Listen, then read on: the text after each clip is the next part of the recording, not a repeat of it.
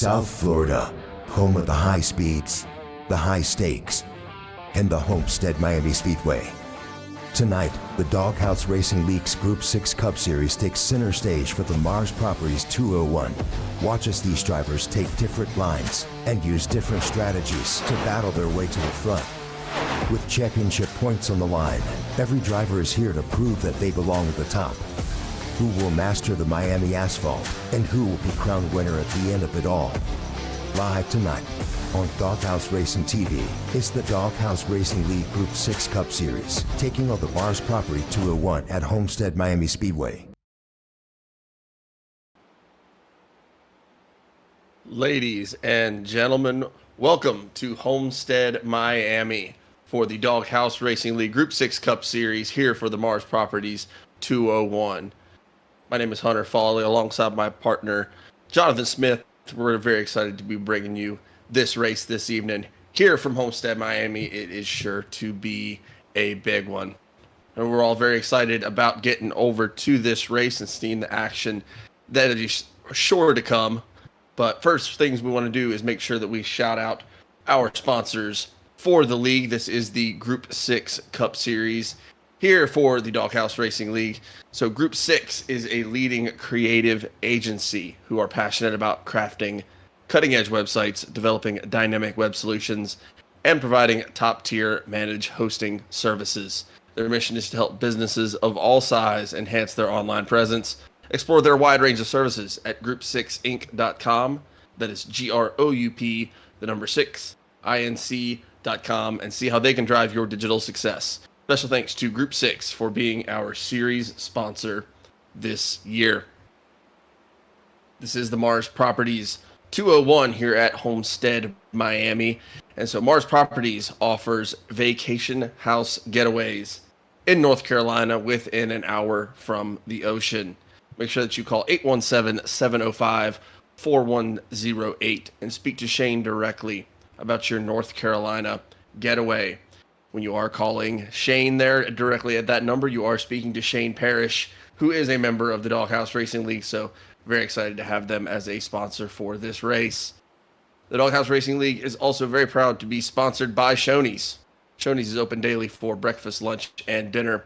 Stop by one of their West Virginia locations to try their freshly prepared legendary breakfast bar and take home a whole strawberry pie. Shoney's, delicious food and friendly service since 1947. So as I was saying, we are expecting a very exciting race here tonight at Homestead. So let me kick it over to my partner John here in the booth, and let's see what we are looking at tonight. John, take it away. Yeah, it's going to be a fun race here at not Phoenix. Oh my goodness, Homestead-Miami. This is one of my favorite tracks along with Phoenix. There's a lot of different lines here, a lot of different places you could run. You're going to see some guys probably run the high side more in qualifying and then drop down to the low side to save the tires as the run goes on during the race. But different ways to get around people here, and just excited to see what's going to happen here and who's going to do what. A key inactive that I want to mention is Jonathan Jennings just declared about an hour ago that he would not be racing tonight. He did win here, I believe, was it Sunday night in the truck series.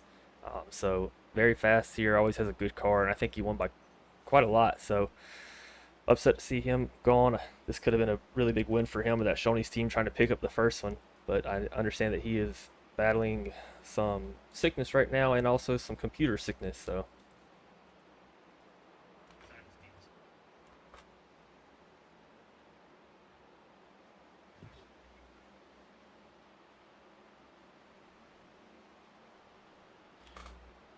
we have 2 more minutes before we have our first interview up here. So Hunter, why don't you tell us about this tracks a little bit? Yeah, so we were going over just trying to make sure that we were all prepared for this race tonight. So there is some interesting things about Homestead that make it a little bit unique from some other tracks, even though there are a lot of similarities. Homestead-Miami was actually, when they were planning it out to design it, they were basing it a lot on Indianapolis. They were trying to kind of make it like the Indy 500 out there. It originally was very, very flat. It was finished being built in 1995, and originally they had it 6 degrees in the turns and 3 degrees in the straights. They've changed that now, so now they have a progressive banking system. in the turns of this track. So it's going to be between 18 and 20 degrees, depending on which line you're running, and 4 degrees in your front stretch and back stretch. It's covers about 650 acres, which makes it almost half the size of the Vegas complex that we were running at last week, but still holds, I think, about 45,000 people. Still a really, really fun track to be at. We're going to be looking at really, really high humidity tonight, 73 to 90%, along with some 11 to 12 mile an hour winds. So it's going to be interesting to see how our drivers combat that out on the track. And then another little fun fact for you to end it all off: the fastest ever lap run at Homestead for the NASCAR Cup Series, while we're about to go see these guys put down their qualifying times. Kevin Harvick in 2019 in his Ford Mustang put down a 31.52, and that is the fastest lap ever run here. Yeah, I'm going to pull it up here. I believe that we have some guys that were running around the 32 region, maybe even 33. It just really depends on track temp here and like what line you're running. It's pretty hard to get a good lap here. You have to be almost perfect the entire way around if you're going to get that fast lap, which is probably going to be on the high side tonight. You let off the gas a little bit later than you would think, get into the gas a little earlier than you would think here, and just really hope that you can get the rotation on the car, keep it off the wall, and get a good run coming out of turn 2 and turn 4. I'm trying to flash through some drivers here, maybe try to pull up some times, but these guys are running about 32s tonight. Probably about the fastest I've seen, 32.3, 32.4 from Andrew St. Cour, Brian Dixon. Currently running their race pace laps right now, so they're a little bit slower, but it'll be interesting. I think that a lot of people are actually going to end up running down the low side and just saving tires throughout the race. It's kind of a game you're going to play. When you're going to pass, you're going to go to the high side and try to make your passes on the high side, but a lot of people will be running that low side there too. So, and I know we did have some audio issues for a second. I was having a little bit of drop frames, but I think we have got that straight. I see my drop frames number going down. So, again, another small minor kink that we're working out, but we're getting there. Well, either way, it's still a better start than we've had before. So, either way, it's going to be a very exciting night of racing out here. We got B-Mac in the comments, as always, saying another great night of racing with a red heart. We know who she's out here to support. So, it's going to be a fun night. I know we have an interview coming up, but I believe we have 37 or 38 drivers that are going to be out here trying to put a time down and get to see where the position ends up. We are seeing some fast times out of practice. Yeah, I want to transition over here to a next guy we have coming up to the booth to interview. This is going to be Scott Bailey. Scott, you got us in the booth? Yeah, I got you. Hey, man, how you doing? Good. Good. I know we couldn't get to you on the interview last week. We were trying to get to you and didn't get around to it, but you had a good finish last week at Las Vegas. How do you try to use that momentum and carry into this week? Yeah, actually did have a really good finish. Didn't think I was going to, because running really well, got off sequence, kind of got out of the rotation for tires. Luckily there was late caution, able to get a new set of tires on. Nobody else had tires left, so able to recover. So that was good. Been fairly fast first couple weeks, and just trying to bring that momentum into this race. For me, honestly, like, my goal is top 10 every week. This is my first year in the league, so just trying to run clean, run safe, and just be consistent. Yeah, that run last week, you finished P3 at Las Vegas. That's going to bring you up 12 spots in the point standings. You are currently sitting in 8th place right now. I believe I'm showing you 69 points behind the leader. So it is a tight race there. You're only 7 points behind Shane Paris above you. So a good finish here tonight will definitely move you up, maybe into the top 5. For this track tonight, how do you feel about Homestead? Are you more of a high side guy, more of a low side guy? I wish we could run the top, but the top just wears your tires out too quick. So I think if we get like a short run, you'll see a combination of high and low. But I think if we're going for a long run, you're going to see everybody wrapping the bottom, and that's where I've been practicing all week. Just seems to help with tire wear. Yeah, just from my experience watching some of these guys drive here, if you can learn to love the low line and have the low line love you back, you will do pretty well here, saving tires and everything. But Before we let you go, anybody you want to shout out or any sponsors? Just my teammates, Blue Collar Racing, a couple guys in here, Seth and Matthew Paytack, and then you guys for sure. You guys do a phenomenal job with the broadcast. I enjoy watching it back after the race, and commentary is great. So just appreciate you guys and Daniel for putting on the league. All right, we appreciate it. We'll let you get back to qualifying here. Good luck to you, sir. Thank you. Good luck, man. Take care. Thanks. Scott Bailey, who has actually picked up a top 10 and a top 5 year this year in the Doghouse Racing League, which is not an easy feat to do. He moved up 12 spots, as I was saying last week, taking third place at Vegas. I believe he finished fourth in stage 2 as well, so he might pick up some points there, or will pick up some points there. But looking forward to Scott Bailey and the rest of his team that he mentioned there with Matthew Paddock and I believe Seth Fitzpatrick at a blue collar racing team. And Seth Fitzpatrick's been really strong this year as well. It's definitely going to be something fun to watch here. You know, these guys some of them run independent or maybe used to be a part of teams, and then they kind of team up and realize they run well together as the season goes on. Like you were just saying, Blue Collar Racing is a new team for the league going forward right now. And it does contain Scott Bailey, who we just spoke with. Matthew, I believe he said Paytack. I've been saying Patek like the watch, but I think it's Paytack. And then Seth Fitzpatrick. All of those guys have been looking really, really quick in these previous races. So just going to be another addition to the excitement that we've had in this year so far. You know, haven't had one person win the same race at all this season so far. I know we still have the Shoney's team, I believe, still chasing their first win. So it's going to be very exciting to see how that progresses into this race and throughout the rest of the season. I know in talking to some guys for those interviews last week, coming out of Vegas, we heard, I love Homestead. I love running a Homestead. I think I'm going to do really well. And then we also heard, Homestead's not really my favorite track, even out of our winner, Jamie Horne. So going to be interesting to see how that plays out. John, I know you have your own opinions on Homestead. Yeah, I really like this track. There's just takes some skill and some finesse and just a lot of patience. I mean, more patience than you would think. At some points, you're going to see some of these guys be bouncing off the wall here in turn 2 coming out, and some off turn 4. I believe if I had to put money on it, your first caution is going to be coming out of turn 4. Somebody getting a little too loose on fresh tires and hitting the gas a little too hard and spinning it out.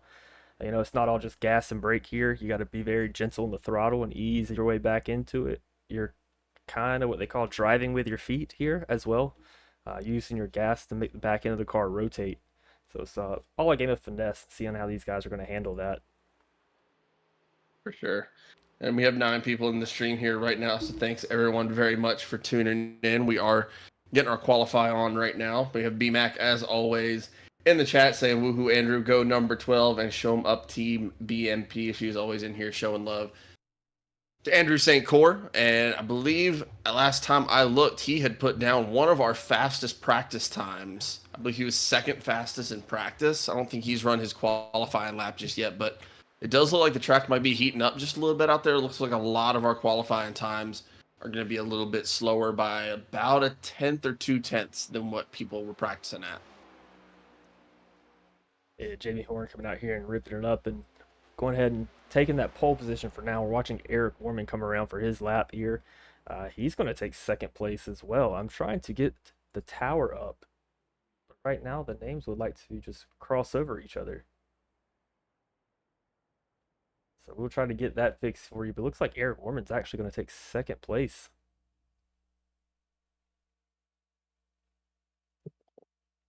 Yeah, he put down a very fast time. We have currently sitting at Jamie Horne in that pole position with a 33:01, and then we got Eric Warren right behind him with a 33:04. Nick Alford's currently got the third position with a 33:05. Zach Michael with a 33:1. And Justin McMahon with a 33:1. Justin McMahon and Zach Michael running the exact same qualifying time, 33.102. How often do you see that? Not often. And I'm kind of excited to see what Andrew St. Cyr coming in here, putting it down. P2 time, going to bump Eric Warman back to third place. That's going to move Offer back to 4th, Fitzpatrick in 5th, Scott Bailey, who we just talked to, coming through here and actually going up to 4th place. With that silver bullet car, we were just talking about that earlier. Yeah, those updates that iRacing did to the chrome here in this last update, it makes that chrome really shine and sparkle. I know you recently did a paint job for somebody that all chromed out, and it just shines, man. It looks so good. You can see the track and the reflection of it. So I believe he's running the Silver Bullet as his sponsor, and it really does look like it. Yeah, this new update that iRacing just came out with about 2 weeks ago was a big update especially for the oval side of things. Some of these tracks, especially tracks like Bristol, Homestead, Miami, I believe Las Vegas as well, got a facelift, and you can see as we're looking over top of the track now on that pink and blue stripe on the front. Walls were repainted on a lot of these places. I think a lot of drivers will be mad if they repainted that stripe going in there to turn 1, because that is a breaking point for a lot of drivers. But yeah, a lot of these tracks got a facelift. A lot of the car graphics also got a facelift, so I think you're going to see a lot more chrome coming to iRacing. The chrome looks so nice now.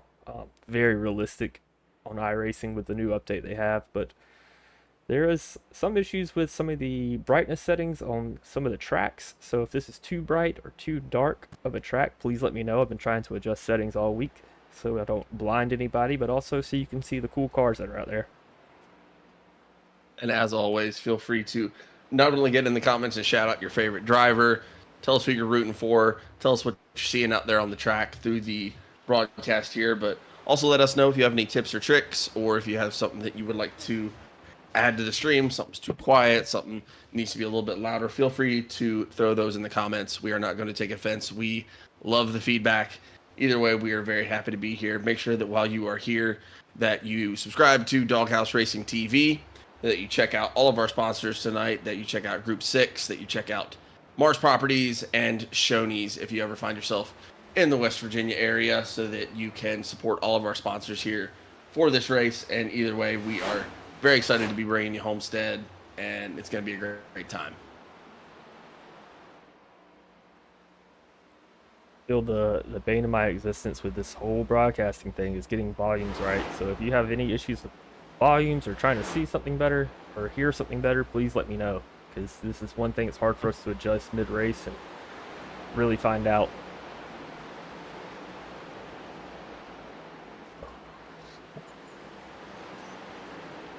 Are seeing these guys get back out there for their warm-up, so they're going to have, I believe it's about 5 minutes of warm-up time before we have to grid up and get them going for the actual race here tonight. And before they grid up, or as they're gridding up, that's when we'll pull up the qualifying time, so you'll be able to see where everybody's lining them up for this race. We are definitely seeing a lot of fast drivers out there tonight. I'm seeing just through practice and qualifying, I think the track is starting to get a little bit warmer, because I am seeing just a little bit of a slip on the times, where it's seeming to be about an average of about a tenth slower as we kind of go through it, which is just going to mean that this track's going to start getting loose. And I know we heard it when we were talking earlier on in our interview. People want to run the high side. The high side's very fast here at Homestead, but especially as the track gets hot, it's going to get loose and it is going to rip up your tires. So I think you're going to see maybe people who go to that high side, trying to make their pass, trying to get aggressive, but they're not going to be able to live up there for long, especially in these longer green flag runs, which we tend to have here in Doghouse, because we just don't have a lot of cautions. These guys run really clean usually. These guys try to stay out of each other's way. They just try to go real fast, go real left, and try to get themselves up to the front. So going to be exciting to see how that goes. Yeah, we talk about this a lot whenever we do league races here, official races here, and trying to just fill things out. You'll see a lot of guys pass you really early on, and it's very tempting to run that high side, because I mean it's hard to explain to somebody that has not raced it on the iRacing simulator, but it is insanely fast compared to the low side. And it feels like you're losing time on the low side, but this is going to be a long game, especially in the Doghouse. As you said earlier, there's not a lot of cautions in this league, which is a very good thing in my opinion. I love a good caution-free race, a good hard racing, but it's tempting to go to the high side. You have to fight that temptation and really just protect your tires for as long as possible. I think the first stint that you're going to see these guys out here is going to be just a chess match, just kind of see who's going to go and who's going to stay back and sit back and just kind of fill out the styles of each other. Yeah, and I think we're going to see a lot of drivers who maybe try to jump to that high side early on. I think people should probably be cautious about doing that. We have, again, like we were talking about, you're going to see people try to go to that high side to get the speed because it is going to be fast. And I think we're going to see a lot of people getting loose early.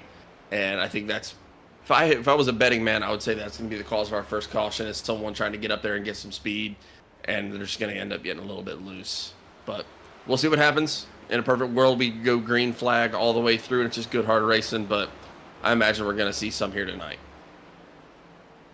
Yeah, especially up here on this turn 4 here. You're going to see a lot of guys try to punch it out. That's what's going to be the big hole. The stream right now, I believe you have the qualifying order up.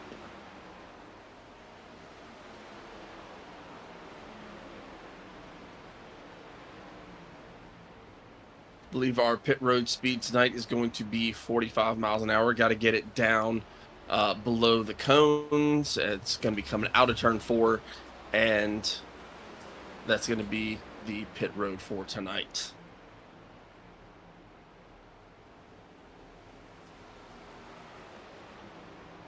While we're on the subject, of things that might be a little bit different or things that might have otherwise messed somebody up, did Clemson mess up anybody else's bracket? Because they sure messed up mine. Called it by 1,000,000%. You called that one. I had it in 4 of my 5 brackets. McMahon State. See, that's a real problem for me because I'm such a diehard South Carolina fan over here. Go Gamecocks. But I always am scared about making my picks based on that I'm such a South Carolina homer that I'm like, I can't. I got to give Clemson credit. They've been pretty good this year. And so I think I had them in 3 of my 4. And the one that I actually did have McMahon State in is already pretty dead. So unfortunate.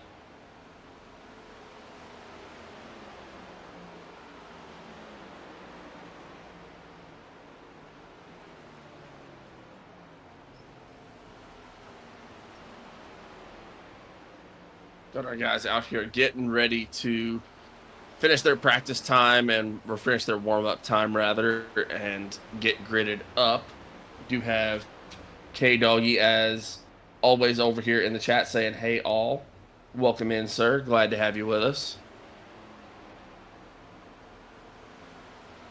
We're going to take a quick break before this race starts so I can reload this overlay system so that it probably works properly. Love it. But if this is the most of our problems right now, I'm fine with that. It's definitely been a lot worse. All right, we'll be right back in like 1 minute.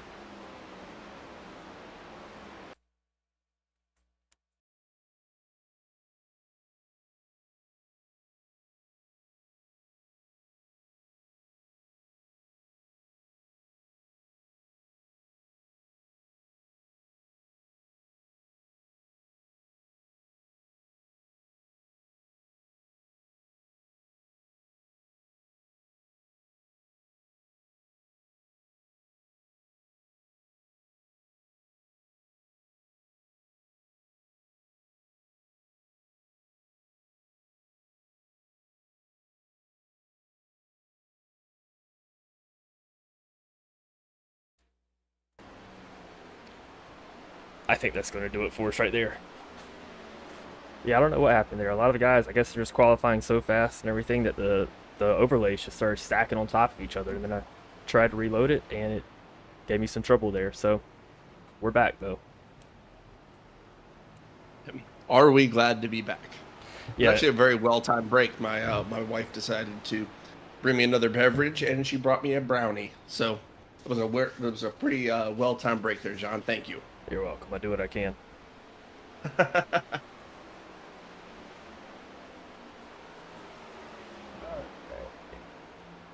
Yeah, we do have 12 people here in the stream with us, so welcome to everybody that is in here.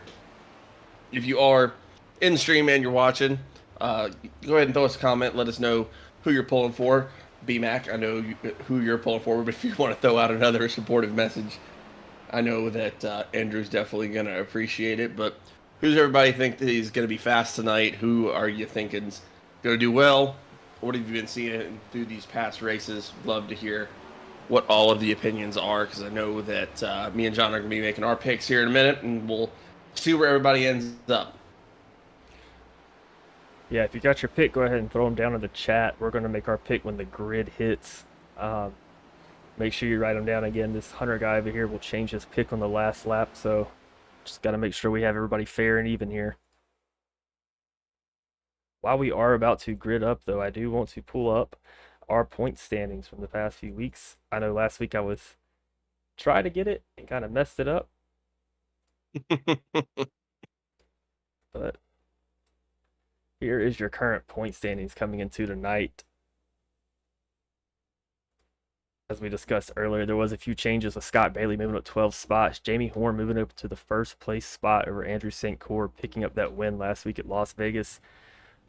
Jonathan Jennings, who is not here tonight, is going to move back into third place. He's probably going to drop a little bit more, but for this league, you do have 4 drop races. So fortunately for him, he can use one of those drop races. Cameron King sitting in 4th place right now. Seth Fitzpatrick in 5th. Brent McCoy, who picked up the win earlier this season, his 6th place. Shane Parrish in 7th, who was also the winner at Phoenix. Scott Bailey 8th. Gary Clune was our first winner at Daytona. He's going to be in 9th, and Adam Gardner in 10th.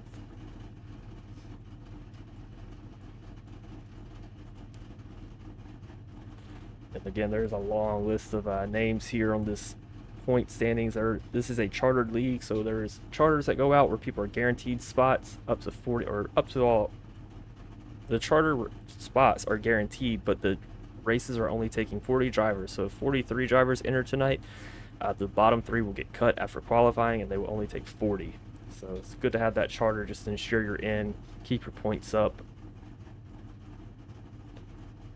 And anything can happen. Hitting the wall just a little bit in qualifying and get your time knocked off can really mess up your points race here. So it's good to have that charter system as a backup.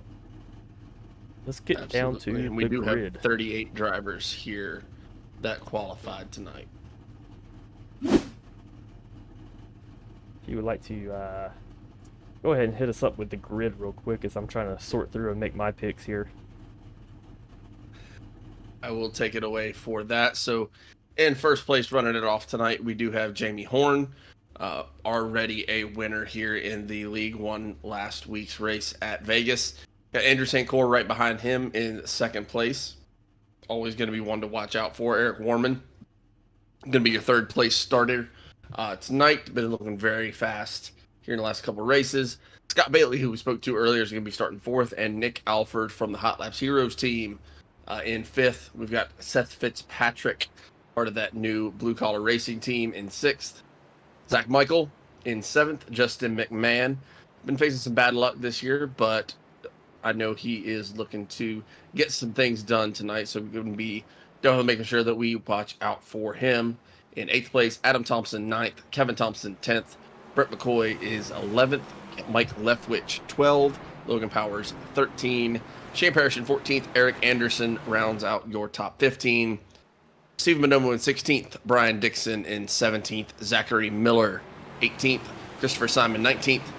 Matthew Patak. Matthew, I'm sorry. I keep messing that up. I think he said Patak earlier on. So he's going to be your 20th place. Cameron King 21st. Chris Leftwich 22nd. Carson Burrows 23rd. Brian Messer 24. Gary Clune 25. Nick Atwood, 26. Tyler Millette, 27. Mark Dumont, 28. Joe McKnight, 29. Gary Armijo in 30th. Zachary Tyler, 31st. Richard Leclerc, 32nd. Tony Martin, 33. Daniel Wilkerson, admin of the Doghouse Racing League, 34. Josh Kelly, 35. Adam Gardner, 36. Bill Gentry, 37. And Adam Weichel, 38. Green, but already have a caution, and I still have the points up over top of everything. I'm sorry.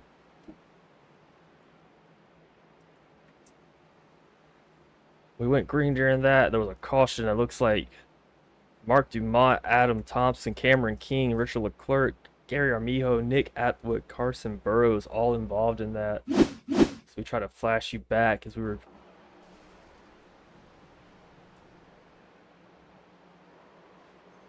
Ooh, it looks like it happened up a little bit further than this here.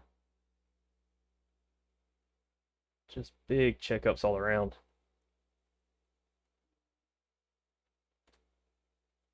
Yeah, that just looks like it was a big, nasty lockup down there on that low side. It ran right up into everybody else.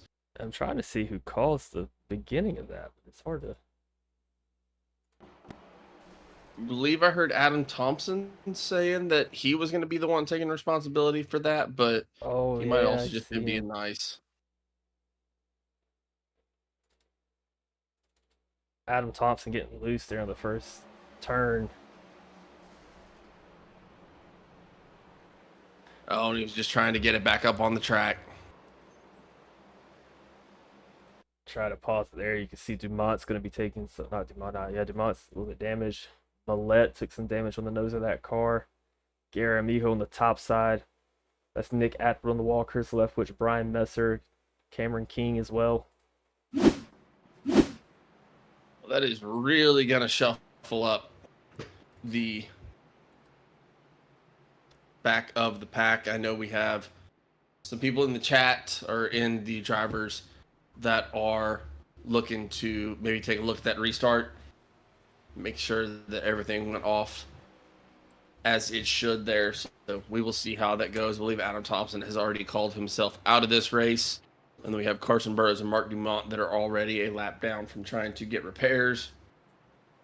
Going over the chat real quick while we get these drivers gridded back up. We have Zachary Richmond saying that he likes Jamie Horne, and that is his pick. And also saying, look at that left turn. Those are some pretty fancy left turns here.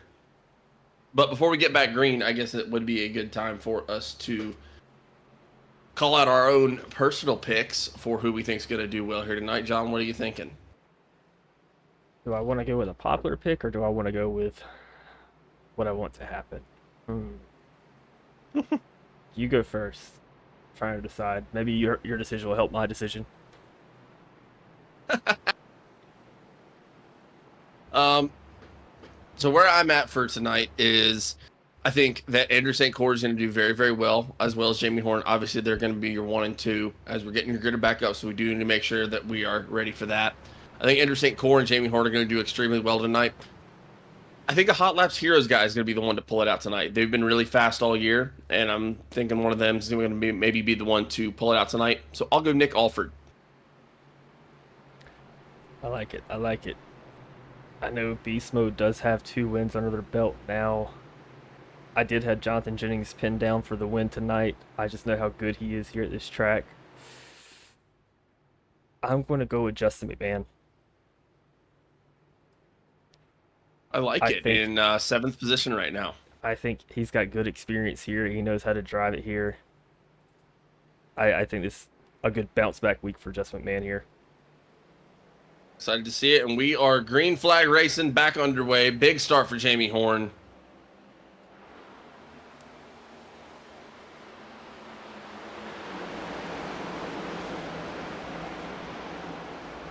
Looks like we had another big checkup on the high side. Who was that? And they're wrecking again. I see him moving down. I can't catch up with who it is, though. I believe that was the 48 car. Scott Bailey, who we talked to earlier, got into the wall. He's going to be able to drive it around. I think his car is done, though. See, he putters around a pit road. And we had a driver sideways there for a second, and it looks like they were able to save him, but they were sliding all over the place there for a second. Yeah, these tires are cold, and it's just going to take a few laps to get them used to. There's Justin McMahon getting a little loose, and it's going to let Brent McCoy go by on the right side. I saw Tyler Millette all on the bottom of the track as well. Looks like he's going to be falling to the back of the pack there, all the way back to 33rd already as well. Just had another big check up there on that high side. It's like Gary Clune's out here fighting, trying to hold off Adam Gardner. Nick Atwood's looking to the outside. That's Josh Culley above them. He's going to that high side and probably have a good run coming out of this corner. Yes, he's going to take over that spot from both of them. He's going to look inside of Gary Clune here. He's on a mission moving up. He's up 17 spots already. You know, with the cautions, you hate to be involved with them, but sometimes you love to see them happen. And I know that for Gary, he's loving to see that. And then Josh Cully moving up. Great to see him moving up as well. Is it up 11 spots already? 17 spots actually for Cully. 17 spots. So even with all these checkups, I'm looking at these times right now, and we're not seeing a huge amount of separation. You got Todd Millette back there in 32nd and trying to get back on pace here. But for everybody else going up here to the front, you're only a second back if you are in 8th place right now, or 7th place rather. And everybody else is within 0.8 of a second up there in the top 10. Yeah, and that's just the really one of the tough things about Homestead. It's not only like, yeah, it's a loose track on exit on this track, but also it's just being patient. You want to push it so hard, and you know you can. You know you have the car. Like if I just tear at this high side right now, I can get a good run. I'll probably pass 2 cars, but I mean your tire's going to fall off so much, and you just really have to resist that temptation to move up quicker. And you know this is a long game. This is 134 laps out here to try to win it. Looking up here to the front, just saw Seth Fitzpatrick in that 41 car was trying to cut it back down low from that high side, and it looks like he just got a little bit loose and he's starting to slip back just a little bit. He's got that 8 car right behind him. And then got Justin McMahon and Brent McCoy in front of him. They're all stacked up on top of each other. They're trying to make some moves going forward.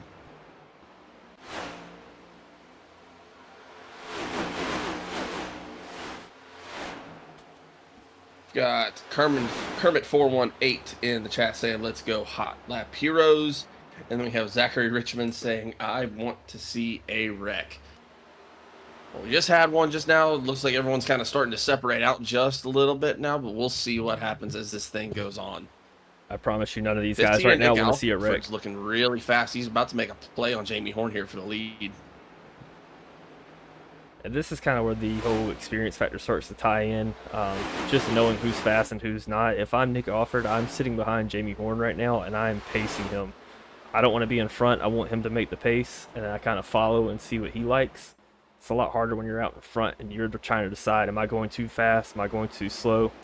As long as he's staying up with pace on Jamie Horne, not letting St. Core catch up too much. I mean, he's in a good spot to kind of make a pass here at the end of our stage break to pick up those points and just hang tight, find the right pit strategy. Speaking of St. Core there, he looks like he's getting such a good entry coming off of those turns. You can see him picking up time on Nick Alford every single time they come out of that turn. He's looking to the low side. He's getting there early, and it's looking like he's trying to make a move.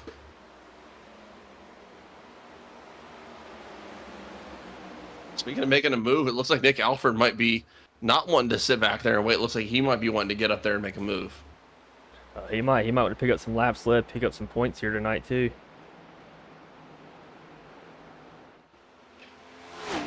And then just also for the information of everyone at home, it looks like Cameron King has also disconnected from this race, as well as Scott Bailey. I'm waiting to see if Nick's going to make a move here. I don't know if he will. I see McMahon back there pushing it back, pushing out just a little hard. He had such a good car too in the past few weeks, and last week it seemed like every piece of bad luck caught Justin McMahon.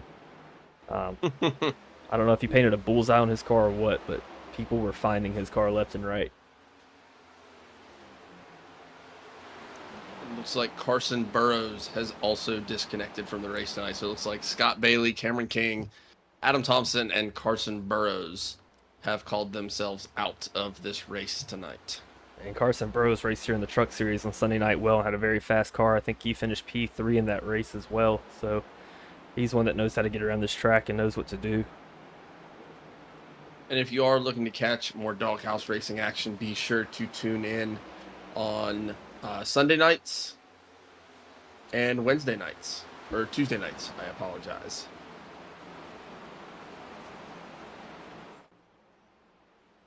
There is some good racing going on at the front here. I do want to flash back to some of these other drivers for a second. We have Shane Parrish trying to make a move here on Kevin Thompson.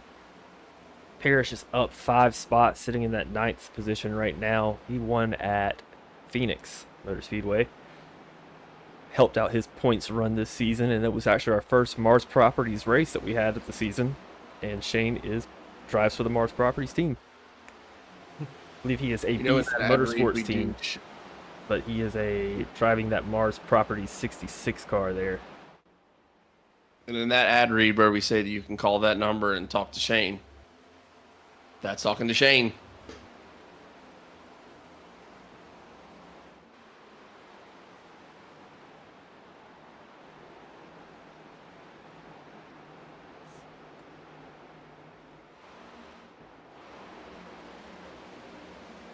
Another guy that was pretty fast last week was Zach Michael. He's going to be racing. We had to get this straight with Jamie Horne after last week.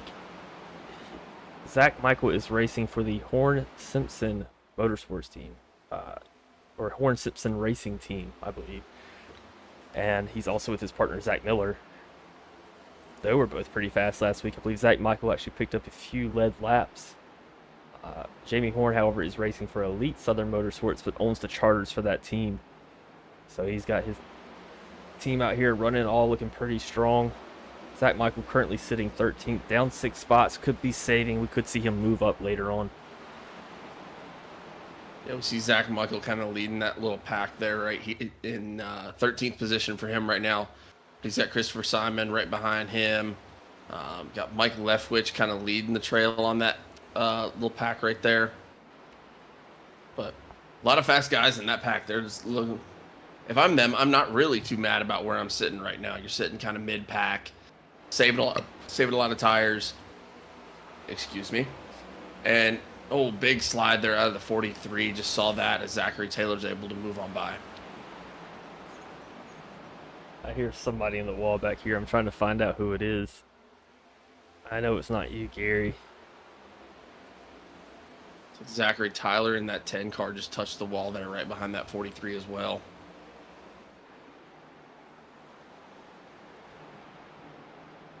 Yeah, these guys aren't in a bad spot, but you do want to watch your deltas and seeing how much off pace you are.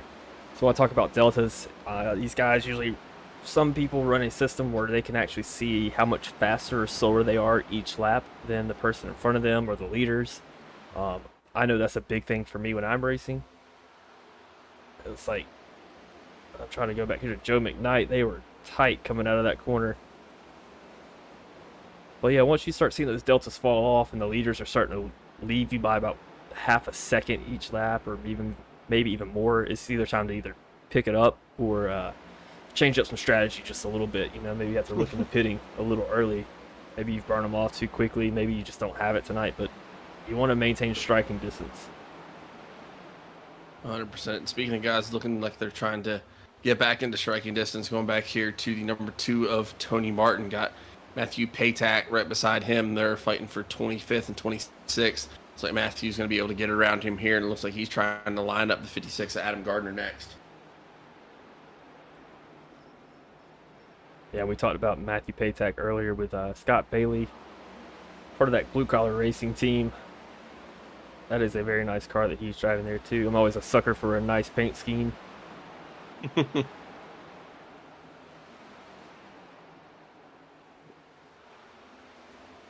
Going over here to check out the leaders here really quick. Still got Jamie Horne running ahead of this thing. He's got Nick Alford right behind him and Brent McCoy. Got Brent McCoy right behind him. And then you got Justin McMahon as well. It's like Seth Fitzpatrick just slid back just a little bit there. Who was your pick for the night? I went with Nick Alford. We got good picks, man. We got good picks, I think. Whoa. I just saw somebody Got slide Shane back. Parrish. Yeah, I got Shane Parrish touching that 8 car right there.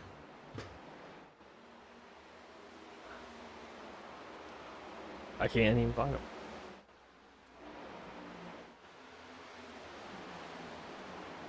Shane Parrish in the 66. 8 works its way around on the 94 there. I believe the 8 is Logan Powers. I'm showing 156 actually for him on the broadcast, but he is driving that 8 car tonight.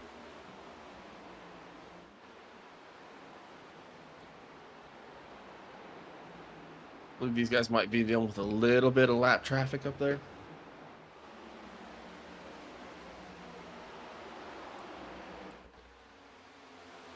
I see that Chris Leftwich has jumped to the pits. Yep. Guys are starting to get a little squirrely. Looks like they're trying to make some moves here, which is we're only on lap 26 of 134 here, so we got plenty of time to go, but these guys are trying to get up toward the front. Yeah, these cars are generally, as you continue the run, are going to tighten up just a little bit going into the corners, and it's going to make it really feel like it's going to plow. You're going to hear drivers complain that the car is not rotating as much. As the run goes on, the tires start to wear, so you definitely got to take these turns a little bit slower, make your braking point just a little bit earlier. These guys are using, some of them are using a little bit of brake going to the corners. I like a little brake going in, but I also understand that it can kill some time a little bit, but it saves a lot of tire. Which is going to come in handy if we keep on this green flag run that we got going on right now. John, who was your pick for tonight? I was Justin McMahon, who is sitting 4th place right now, up 4 spots. Looks like Seth Fitzpatrick's going to make the move to the outside. I don't know if he's going to have the run, but he's going to be able to close it down, slide up. Justin McMahon's going to pull up to the back, but I don't think he's going to have enough to get around him. Yeah, I saw Seth sliding back just a little bit. I don't know if he touched the wall or if someone threw a block on him, but I heard him sliding back just a little bit earlier on, looking like he's got that thing back going straight, and he's holding off Justin McMahon really well here. Going over here to the chat real quick, we got Zachary Richmond. Hunter, what is your favorite thing about John as a friend? That is a good question, Zach. And for the viewers at home that don't know, myself, John, and Zach have been friends for a very, very long time, all the way back since our college days. I would have to say loyalty, Zach. John has been a very loyal friend. And if we're going to be cheesy about it and try to tie it into the racing here, loyalty is very important. You never know what's going to go out here on the track, but if you've got some loyal teammates behind you, you're never fully out of it. So I will use that and tie it in like a professional should. And that is what we call a segue in the business. And segueing over here to Brian Dixon, who actually had a bunch of teammates with him last year, and they were tearing it up in the Doghouse Racing League. Unfortunately, he is out here by himself this year. I think he could benefit from a teammate. He ran very well as a teammate last year, but he's been still on his own, just running solo, kind of killing it this year and moving up in the points. I believe he's in the top 10, looking to increase his standings here tonight. He's up 7 spots in 10th place right now. Yeah, he's been running very, very well. And you see him, he's right there behind that. Number 6, Kevin Thompson, who slid back, I believe, a few positions from where he started, but still running very strong. You can see Brian Dixon there as well. He's running them tight, but he's not doing anything unsafe. He's not doing anything that's going to cause anything. He's letting him know he's there.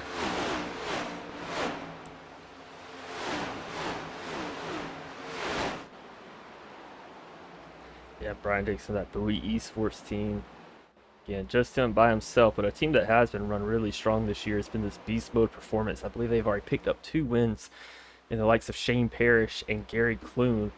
And one that you would have thought would have been in that win spot would be Andrew St. Cyr, who has ran very fast every single race. It just seems like something kind of comes up at the end that he can't really control, or just one night a driver's just a tad bit better at the track. But Andrew St. Cyr has been there all year. I mean, easily could have picked up 2 or 3 of the wins already. And I think that he has a good shot to win tonight or even the next few weeks here. 100%. He was kind of my kind of my backup pick. I believe he was my pick last week. And he still ran very well last week. We got a little hectic there at the end there, but he's been looking incredible, and it's going to be really exciting to see how he's able to kind of transition all of that into the rest of his season. He's made such a big improvement. It seems race over race that he just seems to figure something else out. So going to be exciting to see where he's able to end up, as it looks like he's trying to make a move around Justin McMahon here, and he's still got Shane Parrish moving his way up toward the front, all the way up to the 5th position now, knocking on the door of Brent McCoy. If you're looking at the front right now, there is a battle going on. Nick Offer just took over the first place spot. Then Jamie Horne crosses him up coming off of turn 4, takes the spot back just for a second. Nick Offer's actually pulling away now. What a move by Nick Offers. We're about to come to a stage in here. What are our stage breaks, Hunter? We are going to have stage breaks here tonight on it's going to be lap 34 and lap 67. They're not a NASCAR specific stage break where the drivers come down pit road, everyone takes a break, get a little water, get a Gatorade, get an orange slice. It's just a stage break for some extra points. So the Doghouse Racing League does not do points for every single lap led. They just give you a number of points if you lead a lap. So leading at one of these stage breaks is able to. Did you say get an orange slice? I did say get an orange slice. Get a little orange slice, a little Capri Sun. Maybe all the parents will make a tunnel and the kids can run through it after the game. Exactly. But shout out to Nick Offer. That's your pick right there. He's going to pick up the first stage win right here tonight. And that's going to add some points for him and that Hot Laps Hero team. All of them did pretty fast. I believe my pick last week is Cameron King. And he's, I believe, 4th in the points right now, if I'm not mistaken. I believe so. And we just see, going out here, we do have some drivers that are starting to come down pit road. But I do see Andrew St. Cyr and the 24 Justin McMahon going back and forth. We don't broadcast what is on the radio for good reason. Sometimes we try to maintain a PG stream over here. But we did just see a driver come down. They were racing up there up at the front near Andrew St. Cyr. They almost got into each other there. So Andrew dodges some trouble. Looking like he's still running well up there in the 5th position. I just saw Brent McCoy come off pit road there.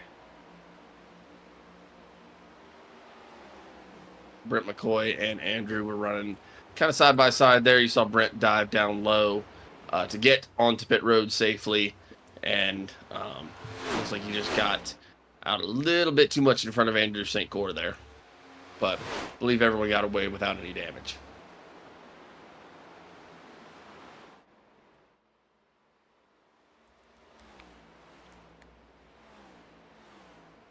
If we go up to the front, it looks like Nick Alford was either building this thing for the long run, or he's just decided that he doesn't want to save any more tires, because he's built out almost a 0.6 of a second lead on Jamie Horne here, and it looks like it's continuing to grow. And then we go back to Seth Fitzpatrick, who's running 3rd currently, and he's almost 2 seconds behind. We're starting to see a lot of separation here from these guys. But yeah, there gets to a point in your run where you just decide you got to send it, and I mean, there's no use of saving tires here at the end. You just try to get out as far as you can. Maybe get yourself some better track position for when you do pit. So like maybe they're coming to the end of their stint here with the fuelage or fuel mileage, and they're just trying to use up what tire they have before they pit.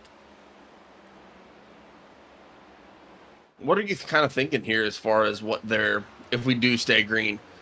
I don't know the amount of gas that they have in the car, but tire wise, what can you expect tire wear wise here at Homestead? Yeah, so iRacing gives you a rating of your tire wear. They give you both a temperature for outside, inside, and middle for all 4 tires, but they also give you a percentage.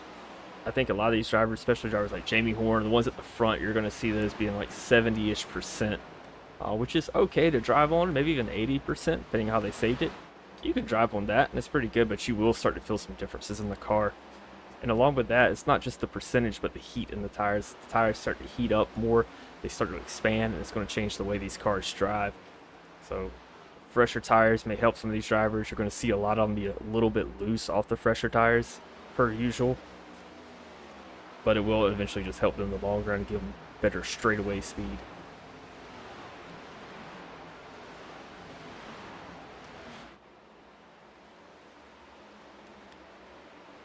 Yeah, know what we saw kind of at the beginning of the race. I could probably chalk that up, honestly, to kind of those colder tires. You just see people start getting loose. Maybe they spun their tires on the restart, whatever the case may be. But I would say that big caution we had it back at the first lap of this thing is you can probably pretty easily chalk that up to fresh tires and just a little bit of a spin. Yeah, and I hate it for Adam Thompson too. I mean, he's always a competitor coming out here. Always causing me trouble on Tuesday nights too, just making it really hard for me to have a good night and enjoy myself and try to pick up a top 5. But he loves to spoil that for me, so unfortunate for him, but excited to see him out here next week too and competing and moving up in the points. 100%. And then as far as everybody else out on the track, we do have 3 drivers that it looks like they've already come down pit road here. We got Brent McCoy, Tyler Millette, and Brian Messer. That is your 28th, 29th, and 30th place drivers. I believe they just came down pit road.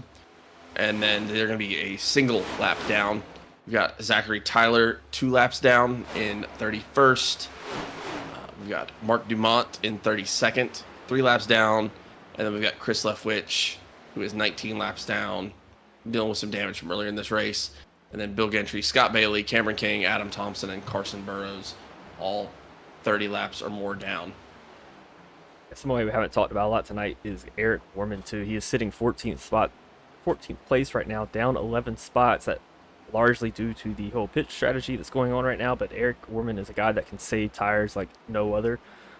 So you will see him probably in the back for a little bit, but by the end of the race, he starts creeping his way forward, and you're just wondering how he's got so fast, if he's got cheat code, or if he's spraying them tires down with something, or if they knock something off the car for a little bit of downforce. But he saves very well, and you will see him at the front near the end. They say if you burn it down, you can't figure out what you did to it. But I don't know that creeping is necessarily the best word for what Eric Worman does late in these races. It's more like flying. I can't tell you how many times we've cut back to him when we have about 10 laps to go, and there's Eric Worman just flying past people like he's not even, like they're not even moving. But cutting back up here to the front really quick, we do have things closed in a lot more. Jamie Horne is right on the bumper of Nick Alford. We've got Seth Fitzpatrick about a second behind them. We've got Shane Parrish 1.1 back behind them, and then Andrew St. Cyr and Kevin Thompson. And I believe we just had Justin McMahon say that he was headed down pit road. Yeah, if you're Nick Alford and you're seeing this, it's probably start to think about maybe it's time to pit. Maybe I burned him up just a little too much on that run, but he did pick up the stage win, so he is going to get the points. Picked up a lot of laps led. You don't get points for a lap, for each lap led. You do get a point for a lap led, and you get points for the most laps led. They're going to push it 3 wide here. Brent McCoy on the outside, going to take it all. He might try to rip this high side and get a run out here on turn 2. Brent McCoy getting his lap back the old-fashioned way. He went a lap down due to the pit strategy earlier on. Then we got Zachary Tyler right behind him, 2 laps down, about to make it 1 lap down. And then behind them, we still have Nick Alford and Jamie Horne going back and forth. This high side's going to play Jamie very Horne well trying to take it back to back. Oh, he gets a little loose coming out, though. Good run by Nick on that low side. And if you're Nick on the low side there, you can't give up a bit. You can't give him any space. He did kind of float up just a little bit there. He's going to come back down to block off Shane Parrish. Shane looking fast, moving up here. He's up 11 spots. Shane's up 11 spots, and it seems like he's only been starting to get faster as this race has gone on.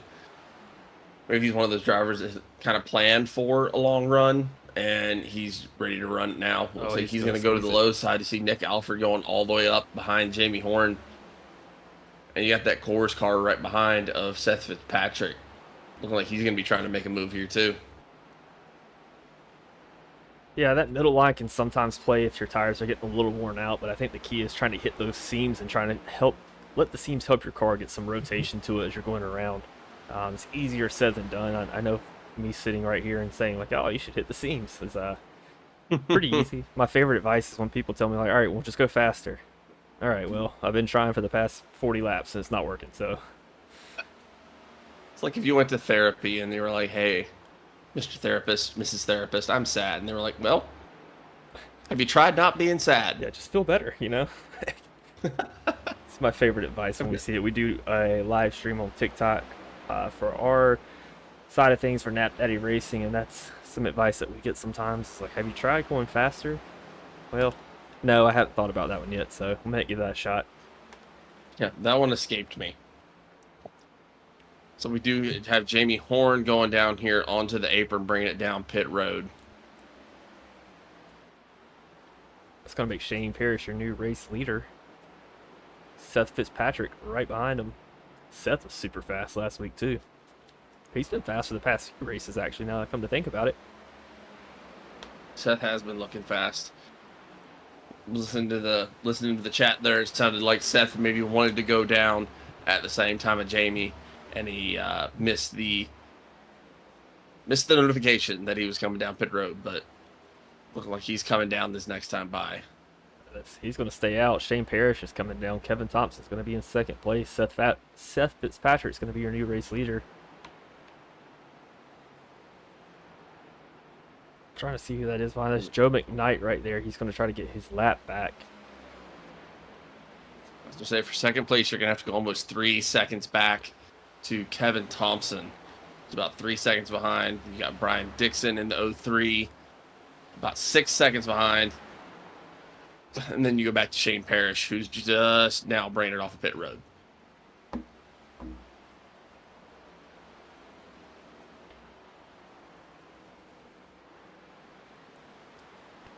Trying to make sure we keep up with our comments here. Don't believe we have anything in the comments since Zach was asking me what's my favorite thing about you as a friend.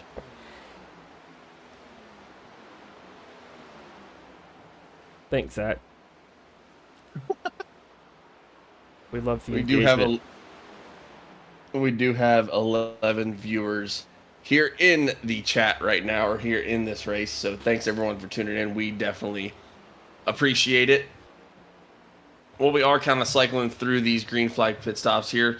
Looks like we do have everyone that is 12th and back at least a lap down.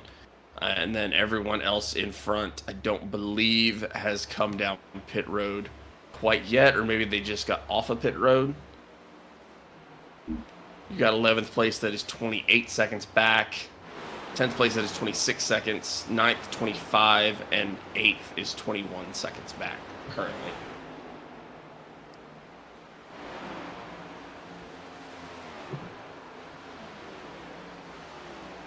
And we see the 15 there of Nick Alford going around Seth Fitzpatrick, getting his lap back the old-fashioned way.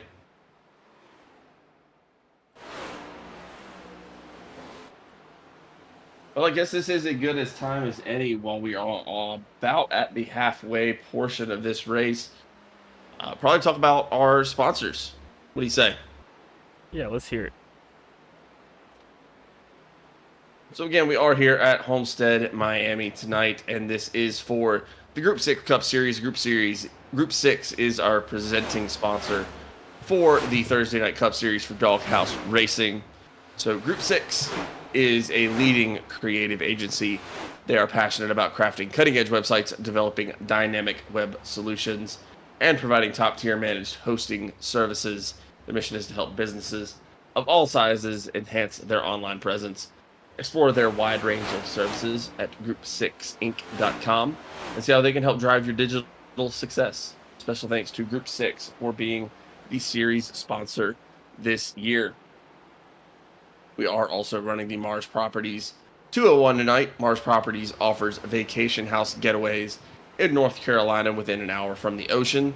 Call 817-705-4108 and speak to Shane directly about your North Carolina getaway. I know we mentioned that earlier. When we say speak to Shane, you are speaking to Shane Parrish of the Doghouse Racing League, who's currently out here in 12th position.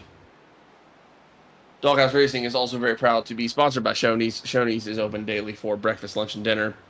Stop by one of their West Virginia locations to try out their freshly prepared legendary breakfast bar and take home a whole strawberry pie. Shoney's, delicious food and friendly service since 1947.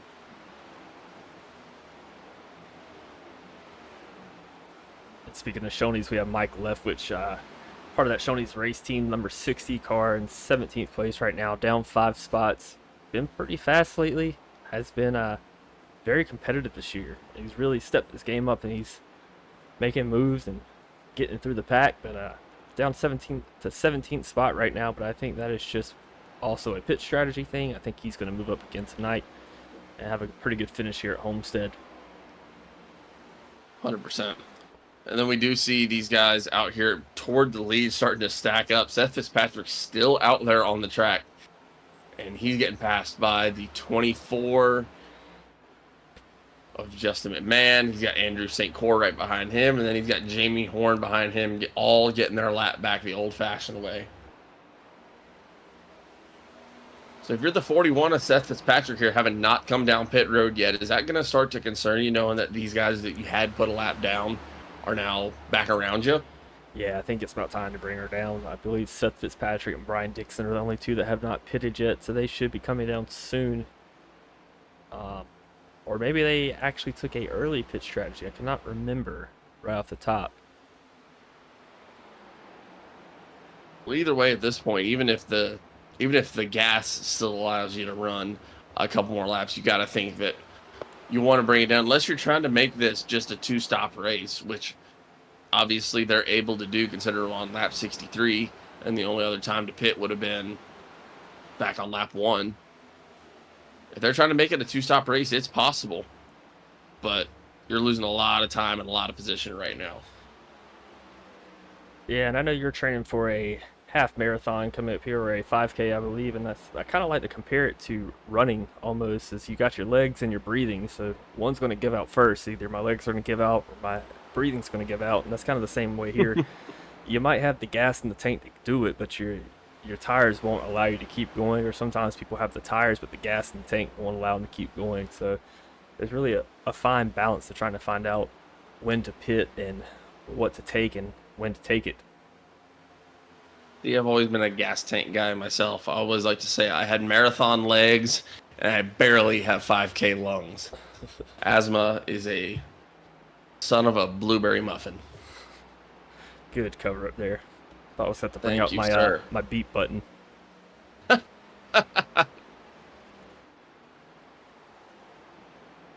So that 31 car we talked about earlier, Eric Warman, sitting in 3rd place right now, has brought his car up here to the front.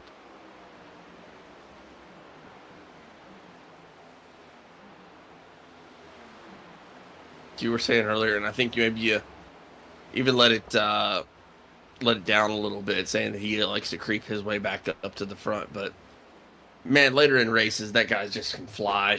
He saves tires like the best of them, and he finds himself up there in 3rd right now.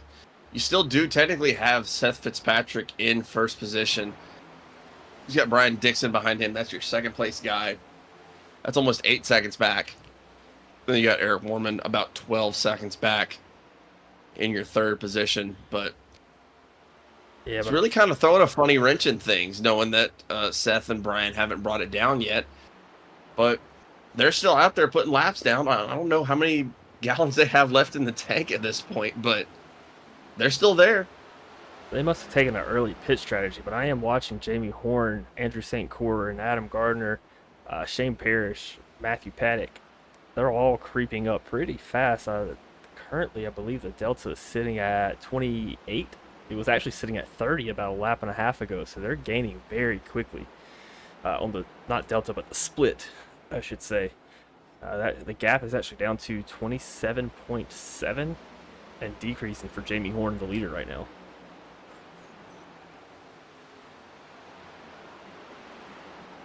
Crazy. And we just heard Seth Fitzpatrick call out that he is bringing it down this time around.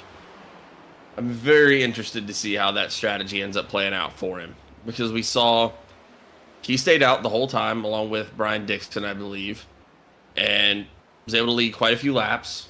Looked like he was still under control of the car. Yeah, the time was slower, but he was still under control. It didn't look like he was getting loose or anything like that. The problem is that now you have all these guys who have been very, very fast tonight. You've got Andrew St. Cyr, Matthew Patak, Jamie Horne, Justin McMahon, Andrew St. Cyr, all those guys who have been so fast tonight, and they got around you, and they got their lap back the old-fashioned way. They already been around you, and just in the past couple laps, they gained another 5 seconds. It's about, at this point in the race, you're looking at about 32 to 33 second laps, and they were down to 28 seconds behind, so they gained 5 seconds back just out there on the track naturally. Yeah, there's kind of two schools of thought there. I mean, the way I think he's playing it, this is the first time that he has pitted and taken tires and gas. I mean, he can make it to the end pending if there is no caution flag coming out. And he's also going to have probably 10 to 15 laps fresher tires than those other guys coming out as well. So if he manages well, I mean, you could probably see him finish this race probably in first place if he holds that strategy and no caution comes out. We have Matthew Patak bringing it down pit road as well. Eric Warman's going to pick up some laps led here. It's like Tyler Millette also bringing it down pit road. I think Seth Fitzpatrick actually picked up our stage win, second stage, so he's going to pick up some points too. That's going to bring Shane Parrish right back up to 4th place. In 3rd place, you have Nick Alford, who's been running pretty fast all night up front, leading laps, taking the first stage. Andrew St. Cyr is going to be in 5th, and behind him, Jamie Horne, followed closely by Justin McMahon behind him as well at 7th place. And I just heard Eric Warman call it that he's bringing it down pit road, so we're going to go kind of right back to where this whole thing got started. Going to have Brett McCoy taking over the lead here. Going to have Nick Alford right behind him. That's going to be your 3rd place. Shane Parrish in 4th, now 3rd. Eric Warman's going to drop back as he is pitting. Going to have Jamie Horne, Justin McMahon, Logan Powers, and then a little bit further back, but still moving into 8th place here, you're going to have Josh Cully in the 88 car. Yeah, this camera right here on turn 3 just shows just how spaced out these guys are right now. I mean, it's just an endless line of a line coming around. Just to give everyone at home an idea, I know you can see the times on the side of your screen there, but you have Nick Alford leading this thing. You got Brett McCoy right behind him. You got Shane Parrish, Brett McCoy and Shane Parrish actually kind of going back and forth right now.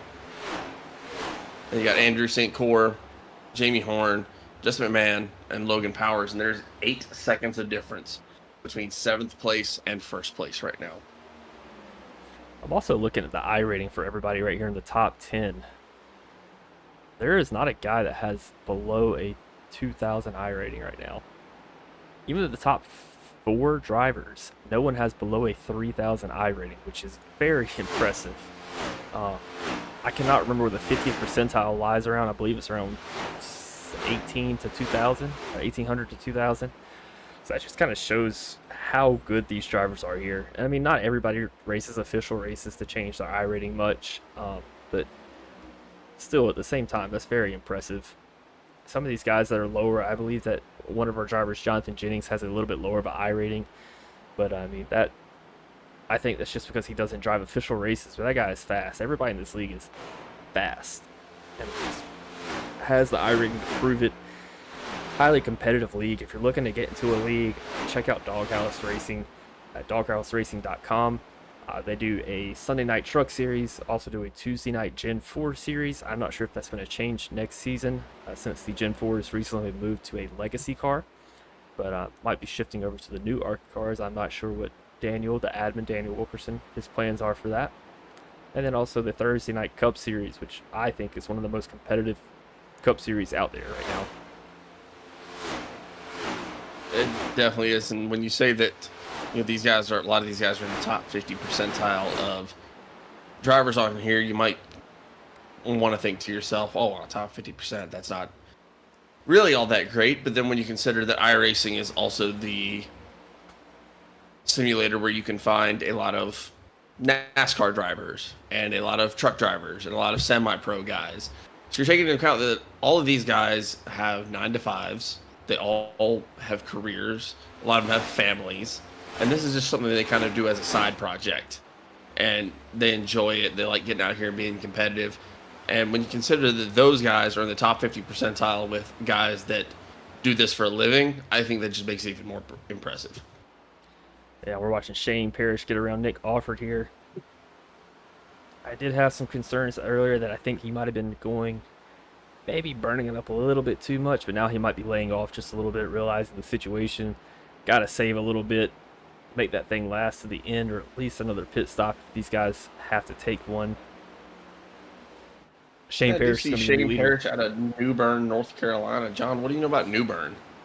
It's very close to my hometown in eastern North Carolina, but I know Shane Parrish of that MARSS Properties can hook you up with some vacation rentals if you give him a call.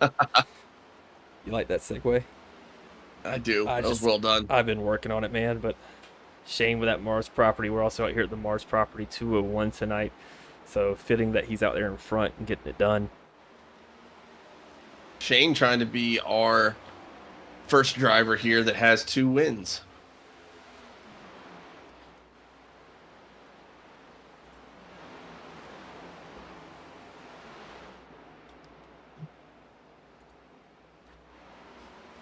We do see a lot of gaps starting to close up just a little bit. We got Nick Alford kind of running right behind Shane Parrish. It looks like he's losing just a little bit of time there, down to 3/10.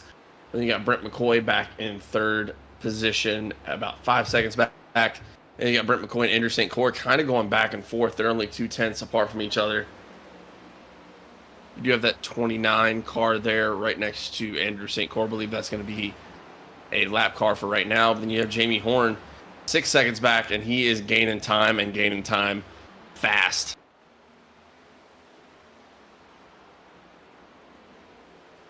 Yeah, Jamie's gonna be really good at riding that low side and really saving up.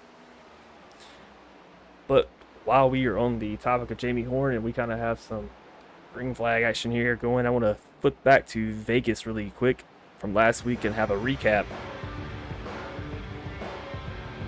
Last week at Vegas, we had some bad luck with Justin McMahon, who was involved in 3 different accidents. He's going to pick up our Unlucky Dog of the Race award, new award, but could not seem to find it. Hopefully he bounced back this week. But people that found good luck were 13 drivers, where we had 13 different lead changes.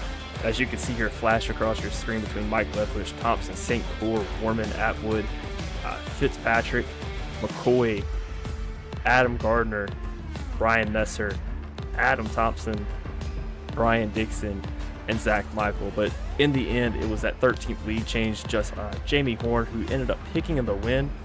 That's going to be his first win of the season.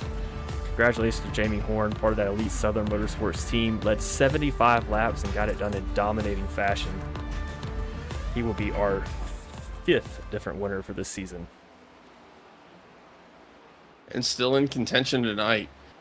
He's up to 4th position now. He's right behind Andrew St. Clair, who's in 3rd. They still got some time to make up. They're both about right at 6 seconds back. But definitely still in contention and definitely still in shooting distance, depending on how the rest of this race ends up going. We are on lap 83 of 134, but there's still plenty of time to be made up here. And that's also counting that we have been green flag racing for 82 laps now. So, yeah. As much as we like to talk about how the Doghouse Racing League is so clean and these guys do race so clean, a lot of times you do start accounting for cautions when you're trying to make your strategy for the race. And so to have such a big caution on lap 1, took out so many drivers, gave so many drivers damage, and then to be racing clean all the way through from that and to see some different pit road strategies. Again, you saw Seth Fitzpatrick stay out for another 15 laps after it seemed like everyone else had already come down pit road. It's just, it makes for really interesting racing, and these guys have a chess match going on in their heads right now. And 85 laps in, you have another about 50 laps to go, trying to decide, well, do I plan for another caution? Do I just try to send it right now? It looks like Jamie Horne is sending it right now, gaining time every single lap on these lead 2 cars. And you have these other guys who are maybe 15, 17 seconds back. I'm looking at Logan Powers in 7th. I'm looking at Kevin Thompson 8th, Seth Fitzpatrick 9th. Still in the lead lap after that last green flag run. These guys are all still thinking that they have a shot at this thing and just waiting to see how it all ends up shaking out.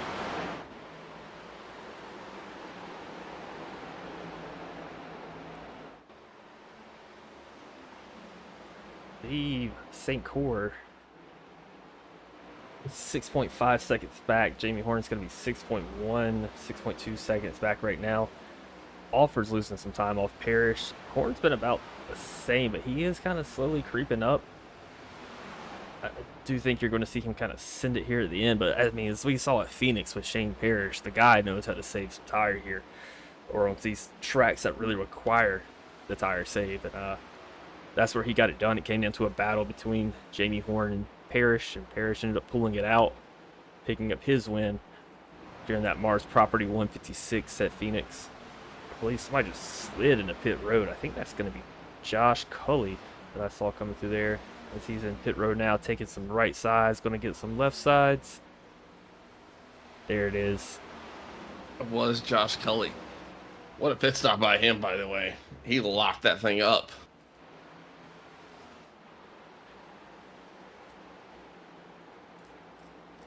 You see Shane Parrish up there. He's got the 94 of Tyler Millette in front of him, who is 2 laps down currently. But Shane Parrish has been gaining time, which is crazy to see considering that most of these guys here that you're looking at in the top 5 or 6 all pitted at roughly the same times. Not a difference of amount of time that you would normally see making too much of a difference, but he's gaining time every single lap. He's up to 1.6 seconds up on Nick Alford. Jamie Horne's maintaining his about 6 seconds, but we do see that 0.3 right there, looking like he's trying to make a move on Shane, trying to get his lap back.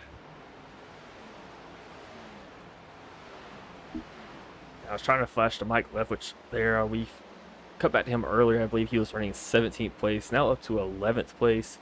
Had a lap car pass him. He's not too worried about it. He's going to be sitting in 11th, trying to catch up with Chris Simon, who's sitting in 10th. Chris Simon behind Logan Powers in 9th, and then Kevin Thompson in 8th.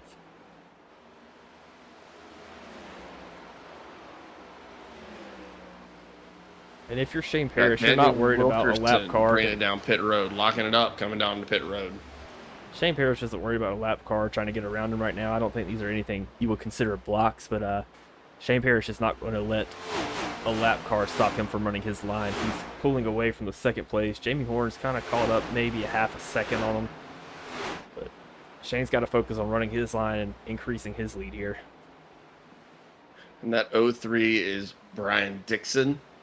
He is currently running in 16th position, looking like he just got his lap back the old-fashioned way, making it so Steven Bonomo is going to be currently our first car back on the lead lap, or 1 lap down in the 17th spot, looking like he's got that pretty safely.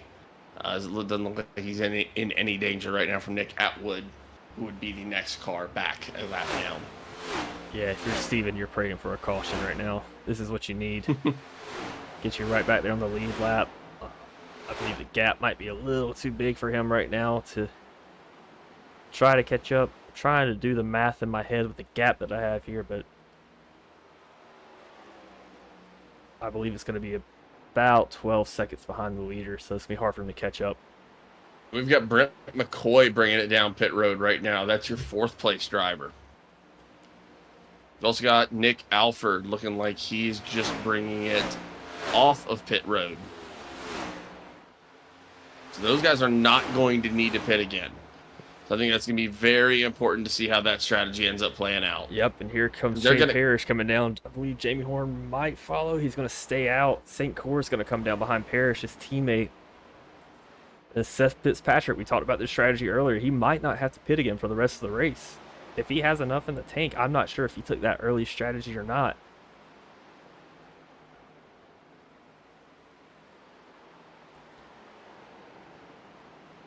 If that pit road strategy works out, that is going to be, I have to admit, that's going to have to be one of the more big brain strategies I've seen play out, because when he was out there 15 laps after everybody else went down, I have to admit that I was kind of questioning it, but it's hard to argue with. He's back out there in third place. You see the leaders coming down pit road, and you see Seth Fitzpatrick out there right now, and he looks fast.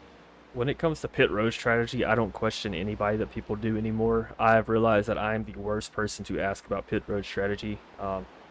We actually were out here Sunday night in the truck series, had a really good race, running up at the front, and just shot herself in the foot because of the pit road strategy. Thought that we could take 2 tires, and it did not work out like I thought. Everybody else took 4. Not the first time pit road strategy has hurt me in a race. So I'm probably the last person you want to ask about pit road strategy. So I salute Seth Fitzpatrick on what he's doing, and I hope it works out for him.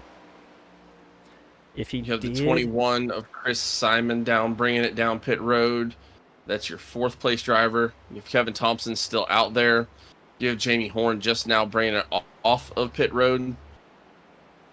So if we cut up to the front now, you got Seth Fitzpatrick, lap 96 of 134. You've got a 3-second lead on Kevin Thompson, who has also not pit yet. You've got Logan Powers about 6.7 seconds behind. And then to go back further, you got everyone else that's coming down pit road. Chris Simon's in 4th. He's on pit road. Eric Warman's out there. He's 16 seconds behind. He's bringing it down pit road right now. Or just got off of pit road, excuse me.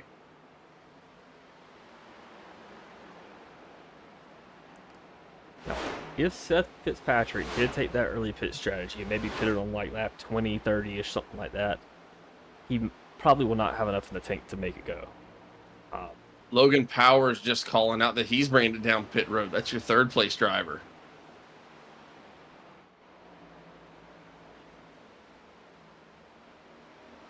It's going to be interesting to see how this shuffles out. I'm very interested to see how Nick Offer plays it. I mean, you got to really be patient here. Understand there's, 37 laps left. You don't have to be in first right now. Try to save tires better than Shane Parrish and be there at the end for it. I mean, this is just a chess match at this point, John. Because you have to think that, or where my mind goes, let's put it that way. I'm thinking Seth Fitzpatrick is planning on staying out the whole rest of this race. Kevin Thompson also has not brought it down pit road, and he's 5 seconds behind you. You have to go back to Eric Warman, who's in 3rd place, about 17 seconds behind you, to find the first person who has brought it down pit road. Granted, he's gaining time. I just saw him cut down about 6/10 there in the last 2 laps. But he's still 16 full seconds behind. And we saw earlier when we were looking at these guys that had gone back around Seth Fitzpatrick to get their lap back. It took them about 8 to 10 laps, I believe, to gain 6 seconds. So even if you are like an Eric Warman, you're a Brian Dixon, Zach Michael, Shane Parrish, Nick Alford, Andrew St. Clair, these guys that are somewhere between 16 and 27 seconds back. You know you have the fresh tires. You know you have the gas to make it. Are you hoping for a caution at this point because that would potentially ruin Seth's gas strategy, or what's going through your head right here? I mean, I think a caution here would just totally tank his strategy, but at the same time, he's fast enough to know that he can run it to the front. He is qualified, I believe, 6th place tonight. I'm looking at his last times now. Still running about 2/10 faster than the guys behind him. The next guy behind him, which is Eric Warman. It was pretty fast. The guy in 3rd place, he is running almost more than half a second faster than that was Brian Dixon. So it would definitely ruin his stride. If that's his plan, and I can't say for certain that that is his plan to hold it out to the end. I'm not sure if he has to pit, if he did another strategy, and maybe we just missed it earlier. But if that is his strategy, to stay out till the end, that is a grade A move. And I respect it. Well, and if he's currently running, because like you said, he's running about a half a second faster than Brian Dixon. So maybe you can assume Brian Dixon's maybe not running it quite as fast as he possibly could. Right now he's trying to save more till the end. There is still 32 laps left in this thing. That's still plenty of time. But you also have to assume that Seth Fitzpatrick at this point is giving it all he has. If he's putting down a full half a second faster, you have to assume he's giving it all he has. Yeah, I don't know. Something tells me he has to pit again. I'm just not sure, but he's 16 seconds ahead of Eric Horne right now. And Eric Horne, everyone else has already brought it down pit road. Eric Horne's brought it down. You have Brian Dixon in third place, Shane Parrish fourth, Nick Alford fifth, Zach Michael sixth, Andrew St. Cour seven, Jamie Horne eighth, and Brent McCoy ninth. And that is all you have on the lead lap currently. Yeah, and if I'm Fitzpatrick, I'm watching Alford and Parrish right here just flying through the pack. I mean, I think these guys would be able to catch him in 30 laps. You think they would or they wouldn't? They would, as the tires start to wear, I believe. Unless that Fitzpatrick has something in the tank, I think that they're going to catch him. Times look like they're staying pretty steady right now. What an interesting race. This is not... I have to be honest, when we were going into this thing, I thought this was going to have a lot more cautions than the one that we already had. And again, you know, we had that caution, that big caution, lap one. Took a lot of drivers out of this race immediately from the jump. And then instead, we've had a complete strategy race. It's been all pit road strategy. It's been all thought process and how I'm going to make it to the end of this thing. And here we are, lap 106 of 134. Seth Fitzpatrick at almost 17 seconds ahead of second place. I mean, realistically, if you're looking at it right now, 11th place, 9th place, Brent McCoy is 32 seconds back. I mean, that's almost a lap down. But then you also see Justin McMahon right there, who's currently your 10th place driver, get his lap back. It looks like Shane Parrish and Nick Alford working together have closed in about 2 seconds in the past 3-4 laps here. Warman's staying about steady at 16.5. Dixon at around 20. Boy, that's Zach Michael going to be in 6th place. Again, another guy we haven't really talked about tonight. Flash over to him for a second.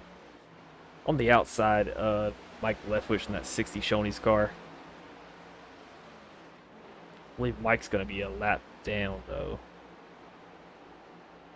Mike is going to be a lap down, but you still see Zach with the Horne Simpson Racing Team 21 seconds back. Still in 6th position. He's got Andrew St. Cour right behind him in that 7th place. And like you said, you've got Shane and Nick who are in 3rd and 4th right now, who seem like they're working together and really gaining some time. I mean, they're almost up to the back of Eric Horne at this point. Yeah, they're going to make a pass here soon. They just got to figure out how not to get boxed in here. They're going to split them, go 3 wide, inside and outside. 2 different strats. That's going to cause Alford to get boxed in here on the high side if he gets behind. With Eric Anderson, the 43 car. And they drop right back in. Eric Horne fell off a lot there. I don't know if he just conceded that spot or if he got loose or a little too tight coming into that corner. Probably not loose coming in. Coming into these corners, you're going to get more tight. Coming out, so you're going to get a lot more loose. And I think this really kind of gives you an idea of the benefits of working together.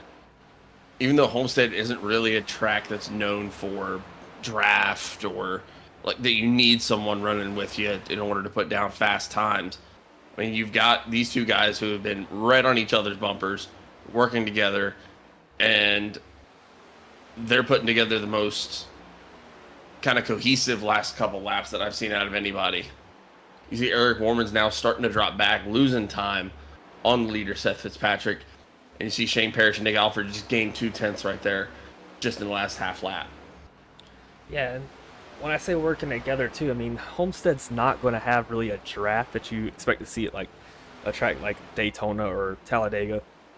Yeah, you can punch some holes through the air and make a little tunnel and you can argue maybe that helps out a little bit. What I'm more talking about is wherever Parrish goes is I'm going to go to, because I do not want to get boxed in. If Parrish goes low under Anderson here, I do not want to try to get on the high side of Anderson, cause him to make a different move or whatever. I want to follow behind Parrish.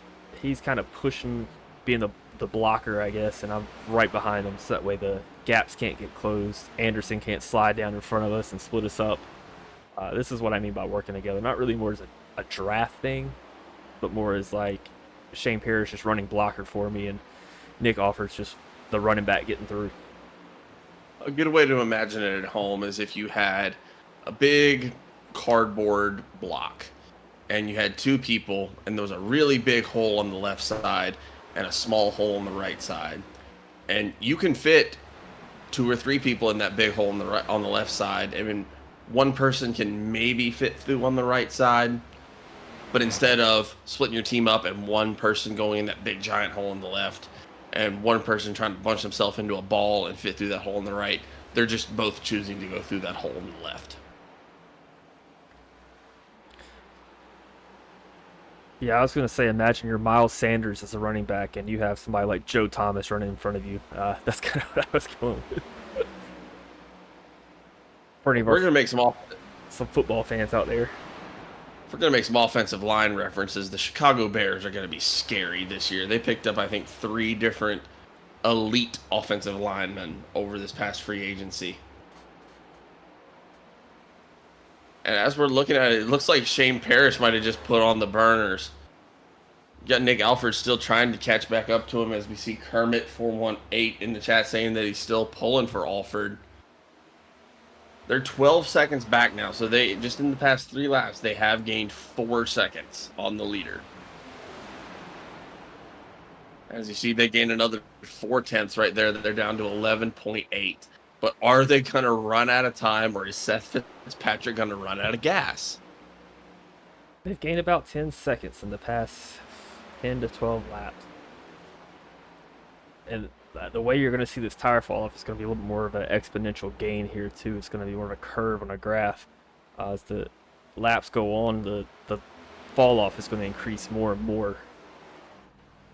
And it all depends on just how much Shane Parrish here is saving, how much Nick Alford is saving. As Nick's trying to battle some traffic. This is what I was talking about. You kind of want to be behind Shane Parrish and follow his line. That way you're not caught up. Well, maybe I have to run this high line on this run here, and maybe the low line. And again, all these things I'm saying is super easy for me to say sitting here. Doing it is so much harder to do. Yeah, Jamie Horne gaining time as well. He's all the way back up to the bumper of Eric Warman. Jamie Horne's going to easily go around Eric Warman there. I think Eric might have burned him up. You got Jamie Horne going, but he's a full 17 seconds back. He's got to go up another full 2nd and a 10th to get to Andrew St. Cyr, who's in 4th right now, who looked like he just picked up a little bit of time there as well. And then you got Shane Parrish and Nick Alford, who aren't exactly stuck to each other right now, but they're running about 0.6 to 0.7 of a second apart from each other, and down to 10 seconds back on that leader, Seth Fitzpatrick. Ah, man, it's going to come down to a good finish. I think they have time. I really think they have time. We are on lap 118. We've got 18 to go here in the Group 6 Cup Series for the...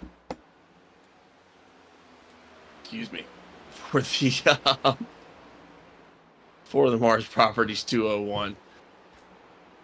And I think there's a lot of people at home that might still be like, oh, well, this isn't very exciting racing. Normally you want to see people spinning left, right, and center. If you want to watch that, go watch Moon Car. These guys are very literally doing a math lesson in their head right now. They're trying to figure out how much speed I'm losing based on how many laps I've been on the track, what my tires are at based on how long I've been on the track, who I'm in front of, who's behind me, who's punching the air the right way. And you see Shane Parrish and Nick Alford, who are now, Shane Parrish is less than 10 seconds back on the leader right now, but you still have Shane Parrish out there, or you still have Seth Fitzpatrick out there, who is still realistically putting good times down. It's just, is he going to have the time to stay out there? He's 8 seconds ahead, a little over 8.5 seconds ahead of Shane Parrish right now. All right, well, here, do this math for me real quick because I've been watching it for the past 3 laps now. Shane Parrish is running 7/10 faster every single lap than Seth Fitzpatrick, and there's 14 to go. Does he have enough time? 7/10 faster, so that would be 0.7 times 14.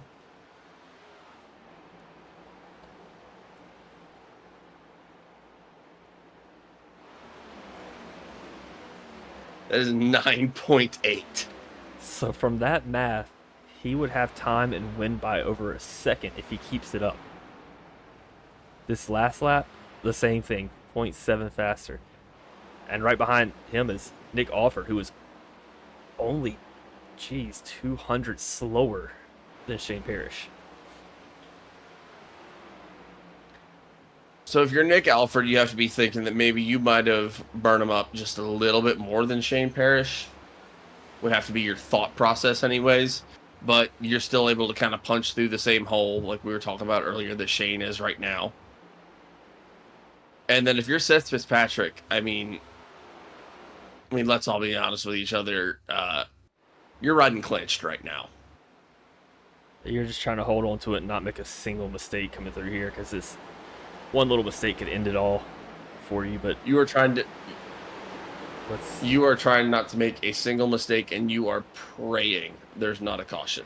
I will say, for the good news of Seth Fitzpatrick, is Shane Parrish's time has started to decrease. He's only running 4/10 faster instead of 7/10 faster now.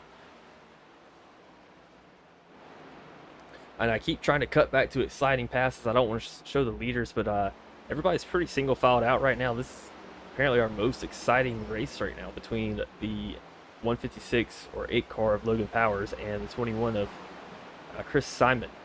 We haven't really talked about tonight. He picked up the Clash win at Daytona for our first race of the season, but it was a non-points race. So does not get any points for that, but did get a pretty cool win trophy poster for that race, and he also picked up a flag from Doghouse Racing.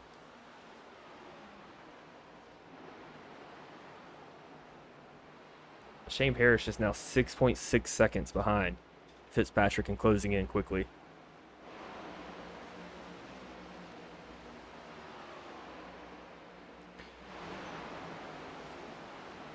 I'm trying to look at Alford. Alford is actually running a faster time than Shane Parrish for that last lap, specifically by a 10th. So he's trying to catch up. And not to interrupt our racing action here in any way, shape, or form, but for those of us that have brackets out there and maybe you were predicting an upset with Yale and Texas A&M, Yale gave Texas A&M a great game, but it does look like Texas A&M has pulled away in the last couple minutes and is going to be able to pull out the win as well. I don't think I had Yale in many brackets, to be honest with you. I thought about it. I have to be honest. My big upset was VCU. They just did not get it done today. I think I had VCU in a bunch of my brackets and just did not happen. Speaking of VCU and around that area, the Virginia Commonwealth, Nick Alford still trying to pull in. He's kind of fallen back from Shane Parrish a little bit, but Parrish, good Lord, I mean, 4.8 seconds back with 8 to go. He's going to get caught up here behind the 86 car. I don't even know who that is right now. And you heard Seth Fitzpatrick there over the radio trying to get the lap traffic out of his way. Matthew Paddock, and guess what? Matthew Paddock and Seth Fitzpatrick are teammates, so maybe that was a move. If so, I love it. I love the team strategy there. I don't know if they communicated that, but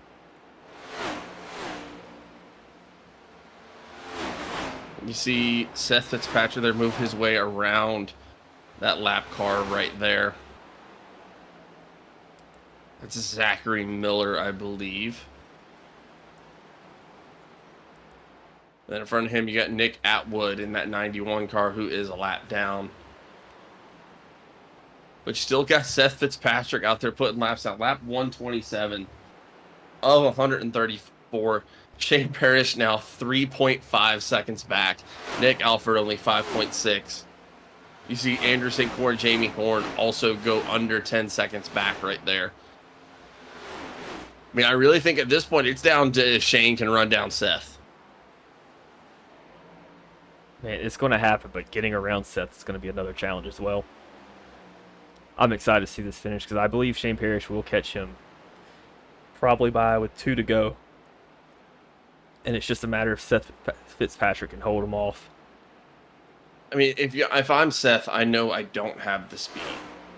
Like you said, I mean, he's somewhere between 4/10 and 7/10 slower at this point in the race. But you've run such a good strategy up to this point. I mean, you're pretty much locked into a top 3 here. So, you've already done well, but you put in so much work if you're Seth Fitzpatrick to try to win this thing. And up to this point, he's run it flawlessly. So, I'm very, very curious to see what kind of, if any, sort of moves he's able to pull out here to hold off Shane Parrish here as we come in with 3 to go. And Shane Parrish gaining like lightning, down to under 2 seconds here. Yeah, and I'm going to cut to this front stretch cam here. You're going to see just how much Shane Parrish is pulling in. You see Seth Fitzpatrick around turn 4, about to cross the finish line right now, and then there's Shane Parrish right behind him. And then Nick Offord coming through right now, but I mean, a second and a third right now.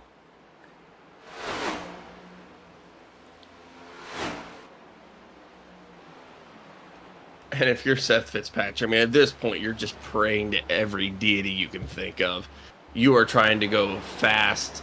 You are trying to just get as many people behind you as you possibly can that might have anything that could get in the way of Shane Parrish. Because you have to know that he's driving in his rearview mirror right now, trying to see where Shane is. And you're just trying to get anybody behind you that you can that might be able to do anything about that. Yeah, if he makes these passes here, that's going to help. Under a second now. Look at him lurking back there. He is coming fast here. He is coming fast, and he is coming quickly. And he is already on the bumper. He might make a pass on this turn right here. He's got 1 to go. Shane has already gotten around all of the lap traffic. It's just up to see if Seth can hold him off. He's got 1 more lap. Oh, he drove it up too high. He's going to let him have it here. Not let him have it, but I think he overran the corner.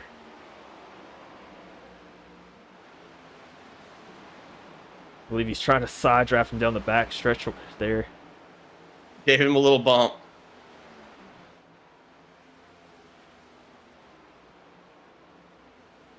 I believe that's gonna do it. Shane Parrish is gonna pick up your win here. He's gonna do it. What a run by these guys. Your first repeat winner of the Doghouse Cup Series, Group 6 Cup Series. Shane Parrish. 2 wins, 1 at Phoenix, 1 at here. That's going to move him up to probably first place in the championship points. Shane ran him down from, I believe, 19 seconds with about 30 to go to close the gap and get it done.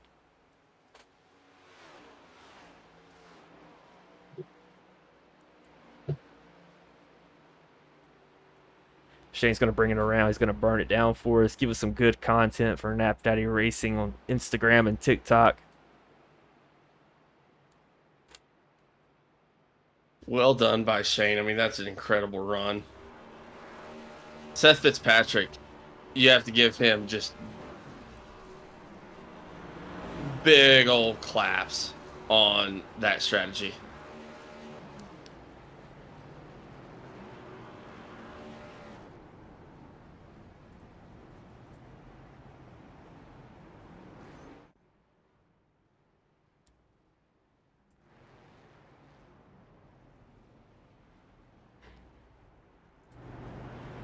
Incredible run.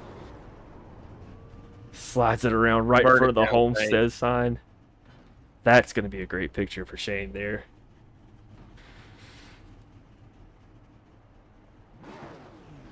And I know exactly what content I'm going to be able to post this week. So as we promote this league, you can check it out, Nap Daddy Racing, on Instagram, Facebook, and TikTok. We always try to share the race promos beforehand for the upcoming races for Doghouse, as well as the winners and the winning posters that we create for these winners as well.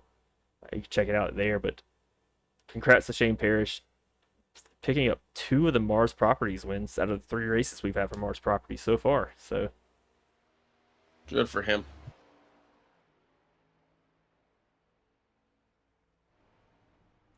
I'm going to try to pull up the race results here so we can see just how we all finished out and panned out here. Would you like to take it away? I can take it away. So in first place, we are going to have Shane Parrish bringing it down for his 2nd win, while being the sponsor for the race for the MARSS Properties. Shane Parrish bringing it home number 1, ran down Seth Fitzpatrick. And again, want to give a huge shout out to Seth Fitzpatrick there. He did a great job there. That pit road strategy worked out wonderfully for him. It was just on the last lap that Shane was able to run him down. Nick Alford bringing it home 3rd. Andrew St. Cyr bringing it home in 4th. Ran a great race. Jamie Horne 5th. Brent McCoy 6th. Justin McMahon 7th.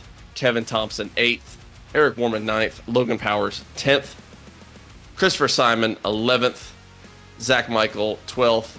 Brian Dixon 13th. Eric Anderson 14th. Gary Clune 15. Matthew Paddock 16. Daniel Wilkerson 17. Mike Leftwich 18. Joe McKnight 19. And Stephen Bonomo 20. Pulls up your top 20 for this race, and what a run it was. I know we're going to be getting over here to the interviews, but how exciting was that? Yeah, that was pretty fun. Just trying to sit here and do the math and see if the math was going to start mathing up. And luckily we have TI-83 brains over here to figure it out. But that's for Shane Parrish. That was trying to calculate what he needed, and he was able to pull it out with about 30 to go. I believe he was 20 seconds behind and was able to drive through. Nick Alford following close behind is going to pick up 3rd place. St. Cyr in 4th and Jamie Horne in 5th. Jamie Horne was very fast here tonight, was the pole sitter. My pick of Justin McMahon is going to finish in 7th, right behind Brent McCoy in 6th. Just a lot of different strategies that each of these guys I just named out were using. Some following each other, some just going their own way, but very interesting race. I mean, that was a good race. That was really fun to watch, man. That was incredible. I believe we're going to be starting to pull our drivers up here for their interviews as they join the chat here. I'll take the interview with Nick Alford if he's able to hop in here, since he was my pick to win. Ended up bringing it home in 3rd, and you can take the other 2. How about that? Sounds good to me. But as we are waiting here, if you want to read out some sponsors while I try to round up some of these guys. I can definitely do that. Again, we are here in the Doghouse Racing League. If you are still in the chat, I do have BMAC over here saying congrats to Shane. Shane ran a great race. But we are here at the Doghouse Racing League at Homestead-Miami. You're watching this race on Doghouse Racing TV. Make sure that you leave a like. Make sure that you subscribe. Make sure that you check us out. We're going to be here. Myself and John are going to be here every Thursday night bringing you these races. And then you're also going to be able to catch the other guys racing in the trucks on Sunday nights and in the Gen 4s on Tuesday nights. Same time, same place.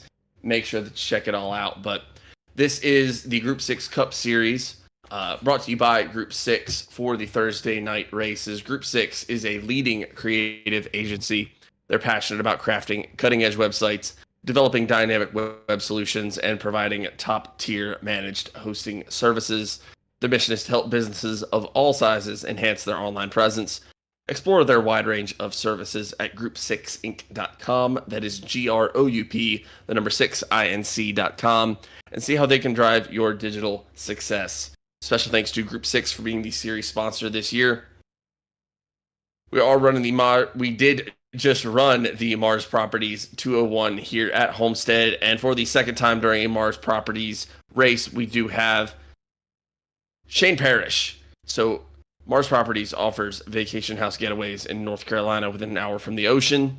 Call 817-705-4108. That is 817-705-4108 and speak directly to Shane Parrish, directly about your North Carolina getaway. The Doghouse Racing League is also very proud to be sponsored by Shoney's. Shoney's is open daily for breakfast, lunch, and dinner.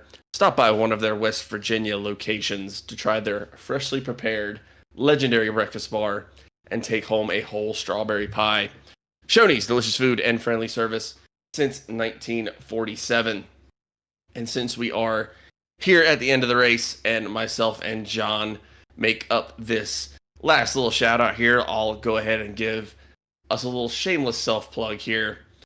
We are, myself and John. John is the owner and I'm the co-owner of Nap Daddy Racing. Nap Daddy Racing is primarily a design and template company, as well as some other camera angles and things like that you might need for your iRacing experience. We also have apparel, we have shirts, and we have hats that are soon to come here upcoming. And then we also do broadcasting. We do the Thursday night race here for the Doghouse Racing League with some more to come here. Be sure to check out our TikTok and our Discord at Nap Daddy Racing. That's KNAPPDADDY Racing to check out everything that we have coming. But we are very proud to be a part of Doghouse Racing and be involved with the wonderful league that they put on. Be sure to check out Nap Daddy Racing for all of your custom design and template needs. That is at napdaddyracing.com. There's a huge selection of custom design templates, and there's even some for free. Myself and John could not be more proud to be both broadcasting this race and be a part of the Doghouse Racing League. Be sure to check us out. All right, with that said, I do got some people sitting here in the waiting room. So first up, we're going to have, I believe our third place finisher is in here. And Seth Fitzpatrick. Or not Seth Fitzpatrick, Nick Alford. Sorry, I have the wrong person sitting in the waiting room. I believe I'm trying to sort some things out, but Nick Alford. It's 60 laps on the start. Hey, Nick, you got us in the booth? Yeah, I got you. Go ahead, Hunter. Hunter will Nick, is ask Hunter questions. in the booth? How you doing, man? I'm good, man. I'm sorry if you guys heard all that. No, I heard maybe a little something going on there, but Nick, you were my pick to win this thing. Great run by you. Been saying that the Hot Laps Heroes guys have been looking really, really fast this year. Talk to me about what was going through your head that last 15 laps. That was a wild one.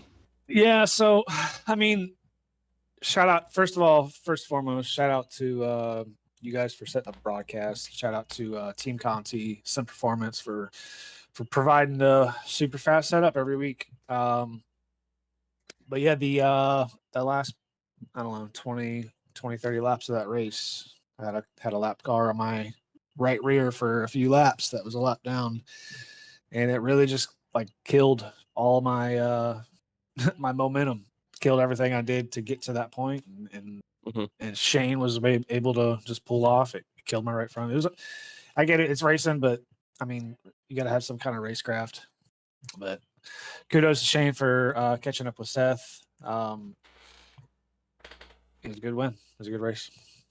It was really fun to watch, man. We were talking about it, how like some of these races, obviously the Doghouse Racing League normally runs super clean, and then we had that one incident on lap one, and we ran it green the rest of the way through, and we were just trying to figure out where everybody's heads was at going through that long of a green flag run. And then we saw you and Shane kind of stick together really well and gain a ton of time. But what was kind of your thought process as we came in with, 30, 20, 10 to go? I know you said you had that lap car, but what was your kind of thought process on how you were going to fight your way back up there?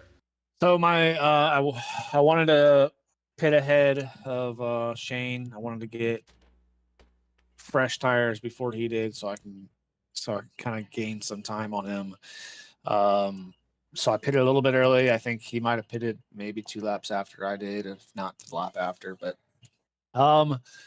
it's just trying to tote that line of saving your tires and running a competitive time. That way they're not catching you before you're ready for them to catch you, type of thing. So and maximizing that time where they're on pit road and you're on the track with fresh tires. It's a fine line you got to walk with these cars, and dirty air does a lot to the handling of these cars. And I think we saw a good bit of that tonight. For sure. And I know, kind of going back to the pit road strategy really quick. I know everybody kind of has a thought going in, and you maybe think there's going to be more cautions or less cautions than there is. But obviously, you guys had your thoughts on what you were going to do pit road wise. Have you ever seen someone run something like what Seth did there, where he just burned it down to the very end? And I mean, it wasn't until that very last lap that y'all were able to, or that Shane was able to run him down. Had you seen something like that before? Was that something you were expecting, or what was your pit road strategy going into this thing, and how did it change? Well, so I knew we could make it. So I actually contemplated saving during the first stage to kind of make both stages in one run, right? Because I could have made it, and it all came down to like figuring out, okay, well, how much fuel will I have after the stage to get back to pit road? And I just didn't have enough in my mind. The math wasn't mathing. so I went ahead and pit during the second stage. But man, I mean, you could do it if you start saving fuel early enough. I guess I didn't save fuel early enough, but kudos to Seth Fitzpatrick for saving that much fuel for that long. I didn't expect it when I saw that he was still leading. I was like, oh man, he's still going. Holy crap. But yeah, I was kind of scratching my head a little bit at it, but overall I think it was a great race. I wish there might have been another caution or two to kind of get some of these guys back on the lead lap, but it was kind of a rough start for the hot lap heroes, the majority of our team tonight, because they all got caught up in that first lap incident. But it be what it be. That's racing, man. But either way, kudos to you, man. Way to stick it out, and it's just a hell of a run for you. And it was really fun to watch. It was really fun for us up here in the broadcast booth. I know you kind of talked about it a little bit before we let you go. You got any last second shout outs to anybody that's out there watching, any sponsors, anything like that? Yeah, give a quick shout out to the Hot Lap Heroes. We're missing Nick Shell tonight. He had some computer issues. Then Team Conti GG, Frontline Optics, and Martin PC. Awesome, man. Well, great job tonight, man. Congratulations on the third place finish, and good luck with the rest of your season here, all right? Thank you, sir. All right, take care, man. Yep. It was Nick Alford, our third place finisher here. Yeah, we did have Seth Fitzpatrick waiting in the waiting room, and then he's just left, it looks like. So I think we're going to move on to Shane Parrish next. But I love when he said the math ain't mathin', because I feel like we said that about 100 times to the point where we were busting out calculators to see what it was going to be. So with that said, let's get Shane Parrish up in here and see how he's doing. Shane, you got us in the booth? Well, great job tonight, man. Shane, you got a copy of the booth? I've got you. I can hear you. I couldn't hardly hear Hunter, though. Oh, let's see if I can fix that here. But He was real scratchy. It sounded like he was coming from China, actually, you know? Oh, no. Oh, there he is. Oh, that's better. Back to USA. We're good now. Well, we were sitting there with about 30 laps to go, actually trying to calculate your times and your speed and looking at your deltas and everything like that, and kind of determined that you had the car to pull it out. Did you think with about 30 to go that you had the car? You were sitting 20 seconds back. How did you feel about that?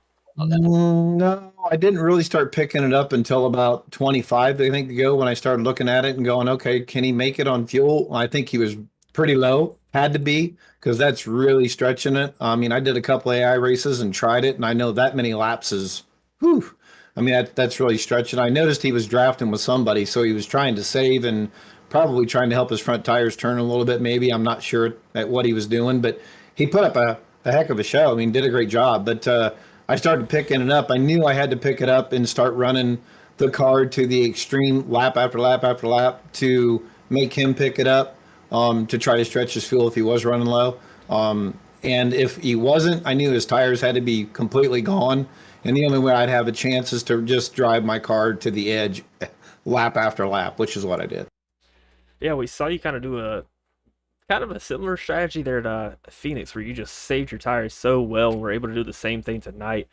Um, Nick Offord was right behind you, kind of pulling with you. I think he got caught up in a little bit of traffic, but I mean, you guys were able to punch through and go to the front.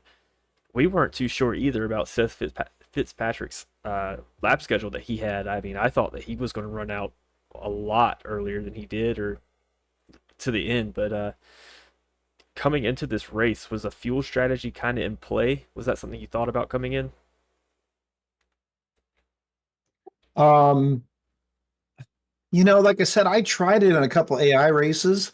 Um, And it's hard to determine in AIs because AIs don't run like humans do. Sometimes they're a little bit slower, and I run it as hard as I can every week, so it's hard to tell. I didn't see it panning out or working. No, I didn't. I didn't think that the fuel strategy would work. It almost did. I will say that. So I got to give him credit, man. He ran one heck of a race, did a great job. So uh, I can't wait to go back and watch it and just see all the peripherals. A couple things were brought to my attention, so I want to go back and watch it and see what all happened there at the end. But he ran a good race trying. But it's going to be interesting. I love watching your guys' broadcast. You guys do I'll say heck of a job. I want to use the other word, but I won't do that. So I don't know if we're allowed to or not. So let's not do that. But get anybody in trouble, or I don't want to pay a fine. So, but you guys did a heck of a job up there, and I really enjoy your broadcasts. Oh, we appreciate it. I know next week we're going to a lot smaller of a track of Martinsville. What do you think about Martinsville? I haven't really raced there too much. I don't know if I've seen many league races do well there, but how do you think it's going to hold up? Well, I look at it this way. It's like playing horseshoes, you either get lucky or you don't. It really is just, it's all luck. I mean, you can drive good there and not drive good. You get ran over, you can run somebody over. You just don't know what's going to happen from one lap to the next. I I don't know. To me, Martinsville is almost up there with Daytona and Talladega. Not quite as bad, but I mean, it's really, really close because it's just such a hard track.